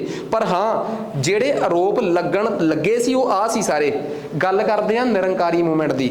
ਰਣਜੀਤ ਸਿੰਘ ਦੇ ਡਾਊਨਫਾਲ ਤੋਂ ਬਾਅਦ, ਠੀਕ ਆ, ਖਾਲਸਾ ਜਿਹੜਾ ਰਾਜ ਸੀਗਾ ਉਹਦੀ ਗਲੋਰੀ 'ਚ ਬਹੁਤ ਕਮੀ ਆਈ। ਵਜ੍ਹਾ ਯਾਰ ਤੁਸੀਂ ਇੱਕ ਗੱਲ ਦੇਖੋ, 10 ਸਾਲ ਰਣਜੀਤ ਸਿੰਘ ਦਾ ਪਰਿਵਾਰ ਗੱਦੀ 'ਚ ਆਪਸ 'ਚ ਹੀ ਲੜਦਾ ਰਿਹਾ, ਤੇ ਜਿਹੜੇ ਲੋਕ ਉਸ ਟਾਈਮ ਰਣਜੀਤ ਸਿੰਘ ਦੇ ਸੱਚੇ ਸੇਵਕ ਵੀ ਸੀ, ਇਮਾਨਦਾਰ ਵੀ ਸੀ ਰਣਜੀਤ ਸਿੰਘ ਨਾਲ, ਉਹਨਾਂ ਨੂੰ ਵੀ ਫੀਲ ਹੋ ਗਿਆ ਕਿ ਯਾਰ ਕਮਾਲ ਦੀ ਗੱਲ ਆ, ਇਹ ਆਪਸ 'ਚ ਪਰਿਵਾਰਵਾਦ 'ਚ ਇੰਨਾ ਪੈ ਗਏ ਕਿ ਇਹਨਾਂ ਨੂੰ ਪੰਥ ਵੀ ਭੁੱਲ ਗਿਆ। ਤਾਂ ਉਹਨਾਂ ਨੂੰ ਲੱਗਿਆ ਕਿ ਹੁਣ ਇੱਥੇ ਰਹਿਣ ਦਾ ਕੋਈ ਮਤਲਬ ਨਹੀਂ ਬਣਦਾ। ਸੋ ਉਸੇ ਚੋਂ ਹੀ ਇੱਕ ਮੂਵਮੈਂਟ ਨਿਕਲਦੀ ਆ ਬਾਬਾ ਦਿਆਲ, ਜਿਹੜੇ ਕਿ ਰਣਜੀਤ ਸਿੰਘ ਦੇ ਹੀ ਸਮਕਾਲੀ ਸੀਗੇ, ਉਹਨਾਂ ਦੇ ਸਮੇਂ 'ਚ ਸੀਗੇ। ਉਹ ਨਿਰੰਕਾਰੀ, ਨਿਰੰਕਾਰ ਦਾ ਮਤਲਬ ਆ ਕਿ ਕਨਸੈਪਟ ਉਹੀ ਹੈ ਜੋ ਸਿੱਖੀ ਦਾ ਹੈ ਕਿ ਪਰਮਾਤਮਾ ਦਾ ਕੋਈ ਆਕਾਰ ਨਹੀਂ, ਨਿਰੰਕਾਰ। ਸੋ ਉੱਥੋਂ ਇੱਕ ਕਨਸੈਪਟ ਚੱਲਿਆ, ਕੁਛ ਨਹੀਂ, ਇੱਕ ਫਿਲੋਸਫੀਕਲ ਮੂਵਮੈਂਟ ਸੀਗੀ, ਜਿਹਨੂੰ 1851 'ਚ ਬਾਬਾ ਦਿਆਲ ਜੀ ਜਿਹੜੇ ਆ ਉਹ ਰਾਵਲਪਿੰਡੀ ਤੋਂ ਸ਼ੁਰੂ ਕਰਦੇ ਆ, ਨਿਰੰਕਾਰੀ ਦਰਬਾਰ। ਠੀਕ ਆ। ਤੇ ਇੱਕ ਗੱਲ ਹੋਰ, ਇਸ ਮੂਵਮੈਂਟ ਦਾ ਸਿੱਖਾਂ ਨਾਲ ਕਦੇ ਵੀ ਵੈਰ ਵਿਰੋਧ ਨਹੀਂ ਰਿਹਾ, ਇਹ ਗੱਲ ਯਾਦ ਰੱਖਿਓ। ਸਿੱਖੀ ਦੇ ਪੈਰਲਲ ਇੱਕ ਮੂਵਮੈਂਟ ਚੱਲਦੀ ਰਹੀ, ਸਿੱਖੀ ਦੀ ਰਿਸਪੈਕਟ ਕਰਦੇ ਸੀ ਤੇ ਸਿੱਖਾਂ ਦੇ ਪੈਰਲਲ ਚੱਲਦੀ ਸੀ ਇਹ ਮੂਵਮੈਂਟ। ਤੇ ਮੂਵਮੈਂਟ ਦੇ ਲੀਡਰ ਕੌਣ ਸੀ? ਬਾਬਾ ਦਿਆਲ ਜੀ। ਸੋ ਇੱਕ ਪੈਰਲਲ ਮੂਵਮੈਂਟ ਚੱਲੀ ਆ। ਠੀਕ ਆ। ਸੋ ਕਿਸੇ ਵੀ ਤਰੀਕੇ ਨਾਲ ਮਤਲਬ ਕਿ ਆਪਾਂ ਇਹ ਕਹਿ ਦਈਏ, ਉਸ ਤੋਂ ਬਾਅਦ ਉਹਨਾਂ ਦਾ ਮੁੰਡਾ ਬਾਬਾ ਦਰਬਾਰਾ ਸਿੰਘ ਇਸ ਮੂਵਮੈਂਟ ਦੇ ਲੀਡਰ ਬਣੇ, ਤੇ ਬਿਲਕੁਲ ਕੋਈ ਤਕਰਾਰ ਨਹੀਂ ਦੇਖਣ ਨੂੰ ਮਿਲਿਆ। ਉਦੋਂ ਤੱਕ ਨਹੀਂ ਤਕਰਾਰ ਦੇਖਣ ਨੂੰ ਮਿਲਿਆ ਜਦੋਂ ਤੱਕ ਇਹ ਮੂਵਮੈਂਟ 1929 'ਚ ਨਹੀਂ ਆਈ। ਕਦੋਂ? 1929। ਤੁਸੀਂ ਕਹੋਗੇ 1929 ਤੱਕ ਆਉਂਦੇ ਆਉਂਦੇ ਇਹੋ ਜਿਹਾ ਕੀ ਹੋ ਗਿਆ ਕਿ ਨਿਰੰਕਾਰੀ ਤੇ ਸਿੱਖ ਸਾਰਾ ਕੁਝ ਠੀਕ ਚੱਲ ਰਿਹਾ ਸੀਗਾ। 1929 ਤੋਂ ਬਾਅਦ ਸਿੱਖਾਂ ਨਾਲ ਇਹਨਾਂ ਦਾ ਵਾਦ ਵਿਵਾਦ ਕਿਉਂ? ਉਹਦੀ ਵਜ੍ਹਾ ਇੱਕ, 1929 ਤੱਕ ਸਿੱਖਾਂ ਦੀ ਆਪਣੀ ਇੱਕ ਸੰਸਥਾ ਬਹੁਤ ਵੱਡਾ ਰੂਪ ਲੈ ਚੁੱਕੀ ਸੀ। ਕੀ ਨਾਮ ਸੀ ਉਹਦਾ? SGPC। ਮੰਨ ਗਏ? ਦੂਜੇ ਪਾਸੇ ਥੋੜਾ ਜਿਹਾ ਹੰਕਾਰ ਉਹਦੇ ਮੇਨ ਲੀਡਰਾਂ 'ਚ ਆ ਗਿਆ ਕਿ ਹੁਣ ਅਸੀਂ ਆ, ਸਾਡੇ ਗੁਰਦੁਆਰੇ ਸਾਡੇ ਆ। ਤੇ ਕੁਛ ਜਦੋਂ ਨਾ ਇੱਕ ਮੂਵਮੈਂਟ ਆਪਣੇ ਮੇਨ ਲੀਡਰ ਤੋਂ ਦੂਰ ਦੂਰ ਹੋਈ ਜਾਵੇ, ਤਾਂ ਇਹੋ ਜਿਹੇ ਜਿਹੜੇ ਬੰਦੇ ਹੁੰਦੇ ਇਸ ਲੈਵਲ ਤੱਕ ਦੇ, ਬਾਬਾ ਬੂਟਾ ਸਿੰਘ ਤੱਕ ਆਉਂਦੇ ਇਹ ਵੀ ਫਿਰ ਥੋੜਾ ਜਿਹਾ ਆਪਣੇ ਜਿਹੜੇ ਪੇਰੈਂਟਸ ਆਰਗੇਨਾਈਜੇਸ਼ਨ ਹੁੰਦੀ ਹੈ ਜਿਹੜੇ ਉਹਦੇ ਮੇਨ ਫਲਸਫੇ ਨੂੰ ਭੁੱਲ ਜਾਂਦੇ ਆ, ਜਿਹਦੇ 'ਚ ਇਹ ਸੀ ਕਿ ਕਿਸੇ ਨਾਲ ਨਫ਼ਰਤ ਨਹੀਂ ਕਰਨੀ, ਵੈਰ ਵਿਰੋਧ ਨਹੀਂ ਕਰਨਾ। ਸੋ ਦੋਵਾਂ ਬਾਬਾ ਬੂਟਾ ਸਿੰਘ ਤੇ SGPC ਦੇ ਵਿੱਚ ਜਿਹੜੀਆਂ ਮਿਸਅੰਡਰਸਟੈਂਡਿੰਗ ਸੀਗੀਆਂ, ਉਹਨਾਂ ਨੂੰ ਇਹਨਾਂ ਨੇ ਰਿਜ਼ੋਲਵ ਕਰਨ ਦੀ ਬਜਾਏ ਕੀ ਕਰ ਲਿਆ? ਹੋਰ ਉਲਝਾ ਲਿਆ ਤੇ ਆਪਸ 'ਚ ਇੱਕ ਦੂਜੇ ਨਾਲ ਖੁੰਦਕ ਹੋ ਗਈ। ਈਵਨ ਕਿ ਬਾਬਾ ਬੂਟਾ ਸਿੰਘ ਦੇ ਆਪਣੇ ਹੀ ਸੰਤ ਜਿਹੜਾ ਨਿਰੰਕਾਰੀ ਮੂਵਮੈਂਟ ਸੀ ਉਹਦੇ ਲੀਡਰਸ ਤੋਂ ਇਤਰਾਜ਼ ਹੋ ਗਿਆ, ਤੇ ਜਿਹੜੇ ਨਿਰੰਕਾਰੀ ਮੂਵਮੈਂਟ ਦੇ ਲੀਡਰ ਸੀ ਨਾ ਉਹਨਾਂ ਤੋਂ ਅੱਡ ਹੋ ਗਏ ਬਾਬਾ ਬੂਟਾ ਸਿੰਘ ਜੀ। ਨਿਰੰਕਾਰੀ ਮੂਵਮੈਂਟ ਤਾਂ ਬਹੁਤ ਠੰਡੀ ਚੱਲਦੀ ਰਹੀ ਵਿਚਾਰੀ ਅੱਗੇ, ਇਹਨਾਂ ਨੇ ਨਿਰੰਕਾਰੀ ਮੂਵਮੈਂਟ 'ਚੋਂ ਟੁੱਟ ਕੇ ਅੱਡ ਬਣਾ ਲਿਆ ਸੰਤ ਨਿਰੰਕਾਰੀ ਮਿਸ਼ਨ। ਸਾਨੂੰ ਇਹੀ ਨਹੀਂ ਪਤਾ ਲੱਗਦਾ ਕਿ ਸਿੱਖਾਂ ਦੀ ਲੜਾਈ ਨਿਰੰਕਾਰੀ ਮੂਵਮੈਂਟ ਵਾਲਿਆਂ ਨਾਲ ਨਹੀਂ ਸੀ। ਨਿਰੰਕਾਰੀ ਮੂਵਮੈਂਟ 'ਚੋਂ ਅੱਡ ਹੋਏ ਬਾਬਾ ਬੂਟਾ ਸਿੰਘ ਦੇ ਵੇਲੇ ਕਿਹਨਾਂ ਨਾਲ ਸੀ? ਸੰਤ ਨਿਰੰਕਾਰੀ ਮਿਸ਼ਨ, ਜਿਹੜਾ ਕਿ ਅੱਡ ਹੋ ਗਿਆ। ਤੇ ਯਾਦ ਰੱਖਿਓ ਇਹ ਬੜਾ ਅਗਰੈਸਿਵ ਮਿਸ਼ਨ ਸੀਗਾ, ਇਹ ਐਂਟੀ ਸਿੱਖ ਐਕਟੀਵਿਟੀਜ਼ 'ਚ ਇਨਵੋਲਵਡ ਸੀਗਾ, ਇਹਦੇ 'ਚ ਕੋਈ ਦੋ ਰਾਏ ਨਹੀਂ। ਐਂਟੀ ਸਿੱਖ ਐਕਟੀਵਿਟੀਜ਼ ਜਿਹੜੀਆਂ ਸਿੱਖਾਂ ਨੂੰ ਪਸੰਦ ਨਹੀਂ, ਉਹ ਸਹੀ ਸੀ ਕਿ ਗਲਤ ਸੀ ਉਹਦੇ ਤੇ ਮੇਰਾ ਕੋਈ ਕਮੈਂਟ ਨਹੀਂ, ਪਰ ਹਾਂ ਉਹ ਸਿੱਖਾਂ ਨੂੰ ਪਸੰਦ ਨਹੀਂ ਸੀ ਉਹ ਐਕਟੀਵਿਟੀਜ਼। ਉਹ ਨਿਰੰਕਾਰੀ ਮੂਵਮੈਂਟ ਵਾਲਿਆਂ ਦੀਆਂ ਨਹੀਂ ਸੀ, ਉਹ ਸੰਤ ਨਿਰੰਕਾਰੀ ਮਿਸ਼ਨ ਵਾਲਿਆਂ ਦੀਆਂ ਸੀ। ਨਿਰੰਕਾਰੀ ਮੂਵਮੈਂਟ ਤੇ ਤੁਹਾਨੂੰ ਪਤਾ ਅੱਜ ਵੀ ਚੱਲਦੀ ਆ। ਤੁਸੀਂ ਜਿੰਨੇ ਵੀ ਨਿਰੰਕਾਰੀ ਭਵਨ ਦੇਖਦੇ ਹੋ ਇਹ ਨਿਰੰਕਾਰੀ ਮੂਵਮੈਂਟ ਵਾਲਿਆਂ ਦੇ ਆ ਕਿ ਨਿਰੰਕਾਰੀ ਮਿਸ਼ਨ ਵਾਲਿਆਂ ਦੇ ਆ? ਇਹ ਮਿਸ਼ਨ ਵਾਲਿਆਂ ਦੇ ਆ, ਕਿਉਂਕਿ ਮੂਵਮੈਂਟ ਤਾਂ ਬਾਅਦ 'ਚ ਨਾ ਰੈਲੀਵੈਂਟ ਹੀ ਨਹੀਂ ਰਹੀ ਜ਼ਿਆਦੀ, ਮਿਸ਼ਨ ਹੀ ਡੋਮੀਨੇਟ ਕਰ ਗਿਆ। ਇਹੀ ਗੱਲ ਸਭ ਤੋਂ ਇੰਪੋਰਟੈਂਟ ਆ। ਤੇ ਅੱਜ ਵੀ ਇਹ ਦਿੱਲੀ ਤੋਂ ਬਹੁਤ ਵਧੀਆ ਤਰੀਕੇ ਨਾਲ ਦੇਖੋ ਇੱਕ ਗੱਲ ਬੜੀ ਕਲੀਅਰ ਆ, ਜਦੋਂ ਇੱਕ ਧਰਮ ਚੋਂ ਦੂਜਾ ਧਰਮ ਨਿਕਲਦਾ ਹੈ ਨਾ ਤਾਂ ਵਾਦ ਵਿਵਾਦ ਤਾਂ ਉਹਨਾਂ 'ਚ ਹੁੰਦਾ ਹੀ ਆ, ਜਿਵੇਂ Hindu versus Sikh, Hindu versus Buddhism, Hindu versus Jainism. ਇੱਕ ਧਰਮ ਦੇ ਵਿੱਚੋਂ ਜਦੋਂ ਦੂਜਾ ਸੈਕਟ ਨਿਕਲੂਗਾ ਕਿਤੇ ਨਾ ਕਿਤੇ ਕਨਫਲਿਕਟ ਤਾਂ ਹੋਊਗਾ ਹੀ। ਇਹਦੀ ਜੀਣ ਦੀ ਆਪਣੇ ਤੇ ਚਲੋ ਰੌਲਾ ਕੁਛ ਵੀ ਨਹੀਂ ਗਏ। ਸਭ ਤੋਂ ਬੈਸਟ ਐਗਜ਼ਾਮਪਲ ਦਿੰਦਾ, ਮੈਂ ਪੜਾਉਣੀ ਅੱਗੇ ਜਾ ਕੇ। ਇੱਕ ਨਾ ਮੇਨਸ ਦਾ ਜਿਹੜਾ ਕਰੰਟ ਅਫੇਅਰਸ ਆ ਉਹ ਮੈਂ ਤਿਆਰ ਕਰੇ ਹੋਏ ਆ, ਉਹਨਾਂ 'ਚੋਂ ਇੱਕ ਕਰੰਟ ਅਫੇਅਰਸ 'ਚ ਆਉਣੀ ਵਾਲੀ ਹੈ, ਯਹੂਦੀਆਂ 'ਚੋਂ ਨਿਕਲੇ ਹੋਏ ਕ੍ਰਿਸਚਨਸ ਤੇ ਮੁਸਲਿਮਸ, ਜਿਹਨੂੰ ਕਹਿੰਦੇ ਆ ਇਜ਼ਰਾਈਲ ਪੈਲਸਟੀਨ ਕਨਫਲਿਕਟ। ਬੜਾ ਤਗੜਾ ਰੌਲਾ ਹੈ, ਠੀਕ ਆ। ਉਹ ਕਿਸੇ ਦਾ ਕਿਸੇ ਦਿਨ ਲੈਕਚਰ 'ਚ ਆ ਜਾਣਾ, ਤੁਹਾਡੇ ਕਰੰਟ ਅਫੇਅਰਸ ਵਾਲੇ ਲੈਕਚਰ 'ਚ, ਤਾਂ ਉੱਥੇ ਜਾ ਕੇ ਸਟੋਰੀ ਸੁਣਾਉਂਗਾ ਕਿ ਇੱਕ ਧਰਮ 'ਚੋਂ ਦੂਜੇ ਧਰਮ ਨਿਕਲਣ ਤਾਂ ਲੜਾਈਆਂ ਤਾਂ ਨੈਚੁਰਲ ਜੀ ਗੱਲ ਆ। ਆ ਜਾਓ ਆਪਾਂ ਆਪਣੇ ਮੇਨ ਮੁੱਦੇ ਤੇ ਚੱਲਦੇ ਹਾਂ। ਬਾਬਾ ਬੂਟਾ ਸਿੰਘ ਨੇ ਨਿਰੰਕਾਰੀ ਸ਼ੁਰੂ ਕੀਤਾ, ਇਸ ਤੋਂ ਬਾਅਦ ਆ ਗਏ ਇਹਨਾਂ ਦੇ ਬੇਟਾ ਬਾਬਾ ਅਵਤਾਰ ਸਿੰਘ। ਬਾਬਾ ਅਵਤਾਰ ਸਿੰਘ ਦੇ ਵੇਲੇ ਸਿਰੇ ਹੋਰ ਲੱਗ ਗਈ। ਇਹ ਗੱਲ ਆ 1950 ਤੋਂ 60 ਤੱਕ ਦੀ। ਇਹਨਾਂ ਨੇ ਪਤਾ ਕੀ ਕੀਤਾ, ਇਹਨਾਂ ਨੇ ਸੰਤ ਨਿਰੰਕਾਰੀ ਮਿਸ਼ਨ 'ਚ ਇੱਕ ਕੰਮ ਸ਼ੁਰੂ ਕਰਤਾ, 7 ਸਿਤਾਰੇ ਸਜਾਤੇ। ਸਿੱਖਾਂ ਨੂੰ ਉਹ ਕਿਹਦੀ ਕਾਪੀ ਲੱਗੇ, 5 ਪਿਆਰਿਆਂ ਦੀ। ਇੱਕ ਇਹਨਾਂ ਨੇ ਅਵਤਾਰ ਬਾਣੀ ਉਚਾਰੀ ਲਿਖੀ, ਜਿਹੜੀ ਉਹ ਅਵਤਾਰ ਬਾਣੀ ਜਿਹੜੀ ਸੀ ਉਹ ਗੁਰੂ ਗ੍ਰੰਥ ਸਾਹਿਬ ਦੀ ਰਿਜ਼ੈਂਬਲੈਂਸ ਲੱਗੀ। ਇੱਥੋਂ ਜਾ ਕੇ ਵਿਵਾਦ ਫਿਰ ਪੀਕ ਤੇ ਪਹੁੰਚ ਗਿਆ ਜਦੋਂ ਇਹਨਾਂ ਦਾ ਬੇਟਾ ਬਾਬਾ ਗੁਰਬਚਨ ਸਿੰਘ ਜਿਹੜੇ ਸੀਗੇ ਉਹ ਲੀਡਰ ਬਣੇ। ਹੁਣ ਇੱਥੇ ਜਾ ਕੇ ਨਾ ਜਿਹੜੀ ਇਹ ਮੂਵਮੈਂਟ ਸੀ ਉਹ ਪੋਲੀਟੀਕਲ ਹੋ ਗਈ। ਸਮਾਂ ਆ ਗਿਆ 1975 ਦਾ, 1977 ਦਾ ਸਮਾਂ ਆ ਗਿਆ ਤੇ ਇਹ ਮੂਵਮੈਂਟ ਜਿਹੜੀ ਸੀਗੀ ਇਹ ਬਹੁਤ ਪੋਲੀਟੀਕਲ ਮੂਵਮੈਂਟ ਹੋ ਗਈ। ਸਿਆਸਤ ਜਦੋਂ ਸਾਨੂੰ ਵਰਤਦੀ ਹੈ ਨਾ ਤੇ ਸਾਨੂੰ ਪਤਾ ਹੀ ਨਹੀਂ ਲੱਗਦਾ ਕਿ ਕੀ ਹੋਇਆ। ਮੈਂ ਤੁਹਾਨੂੰ ਦੱਸਦਾ 1977 'ਚ ਹੋਇਆ ਕੀ ਸੀਗਾ। ਕਹਾਣੀ ਦੇਖੋ ਵਿਗੜੀ ਕਿੱਥੋਂ ਆ। ਪੰਜਾਬ ਦੇ ਵਿੱਚ ਉਸ ਟਾਈਮ 2 ਧੜੇ ਸੀਗੇ। ਇੱਕ ਧੜਾ ਸੀਗਾ ਨਿਰੰਕਾਰੀਆਂ ਦਾ, ਇੱਕ ਧੜਾ ਸੀ ਸਿੱਖਾਂ ਦਾ। ਸਿੱਖਾਂ ਦੀ ਲੀਡਰਸ਼ਿਪ ਉਦੋਂ ਸੀਗੀ ਅਕਾਲੀ ਦਲ ਦੇ ਹੱਥ 'ਚ। ਕਿਹਨਾਂ ਦੇ ਹੱਥ 'ਚ, ਅਕਾਲੀ ਦਲ ਦੇ ਹੱਥ 'ਚ। ਤੇ ਜਿਹੜੇ ਆ ਸੀਗੇ ਆਪਣੇ ਨਿਰੰਕਾਰੀਆਂ ਦੀ ਲੀਡਰਸ਼ਿਪ ਸੀਗੀ ਬਾਬਾ ਗੁਰਬਚਨ ਸਿੰਘ ਦੇ ਹੱਥ 'ਚ, ਠੀਕ ਆ। ਸਿੱਖਾਂ ਤੇ ਨਿਰੰਕਾਰੀਆਂ ਦੀ ਆਪਸ 'ਚ ਬਣਦੀ ਨਹੀਂ ਸੀ। ਗੌਰ ਕਰਿਓ, ਸਿੱਖਾਂ ਤੇ ਨਿਰੰਕਾਰੀਆਂ ਦੀ ਆਪਸ 'ਚ ਬਣਦੀ ਨਹੀਂ ਸੀ। ਪੰਜਾਬ 'ਚ 2 ਪੋਲੀਟੀਕਲ ਪਾਰਟੀਆਂ ਸੀਗੀਆਂ, 2 ਪੋਲੀਟੀਕਲ ਪਾਰਟੀਆਂ ਸੀ। ਇੱਕ ਪੰਜਾਬ 'ਚ ਪਾਰਟੀ ਸੀ ਜਨਤਾ ਦਲ, ਇੱਕ ਪੰਜਾਬ 'ਚ ਪਾਰਟੀ ਸੀ ਸ਼੍ਰੋਮਣੀ ਅਕਾਲੀ ਦਲ, ਇੱਕ ਕਾਂਗਰਸ ਸੀ।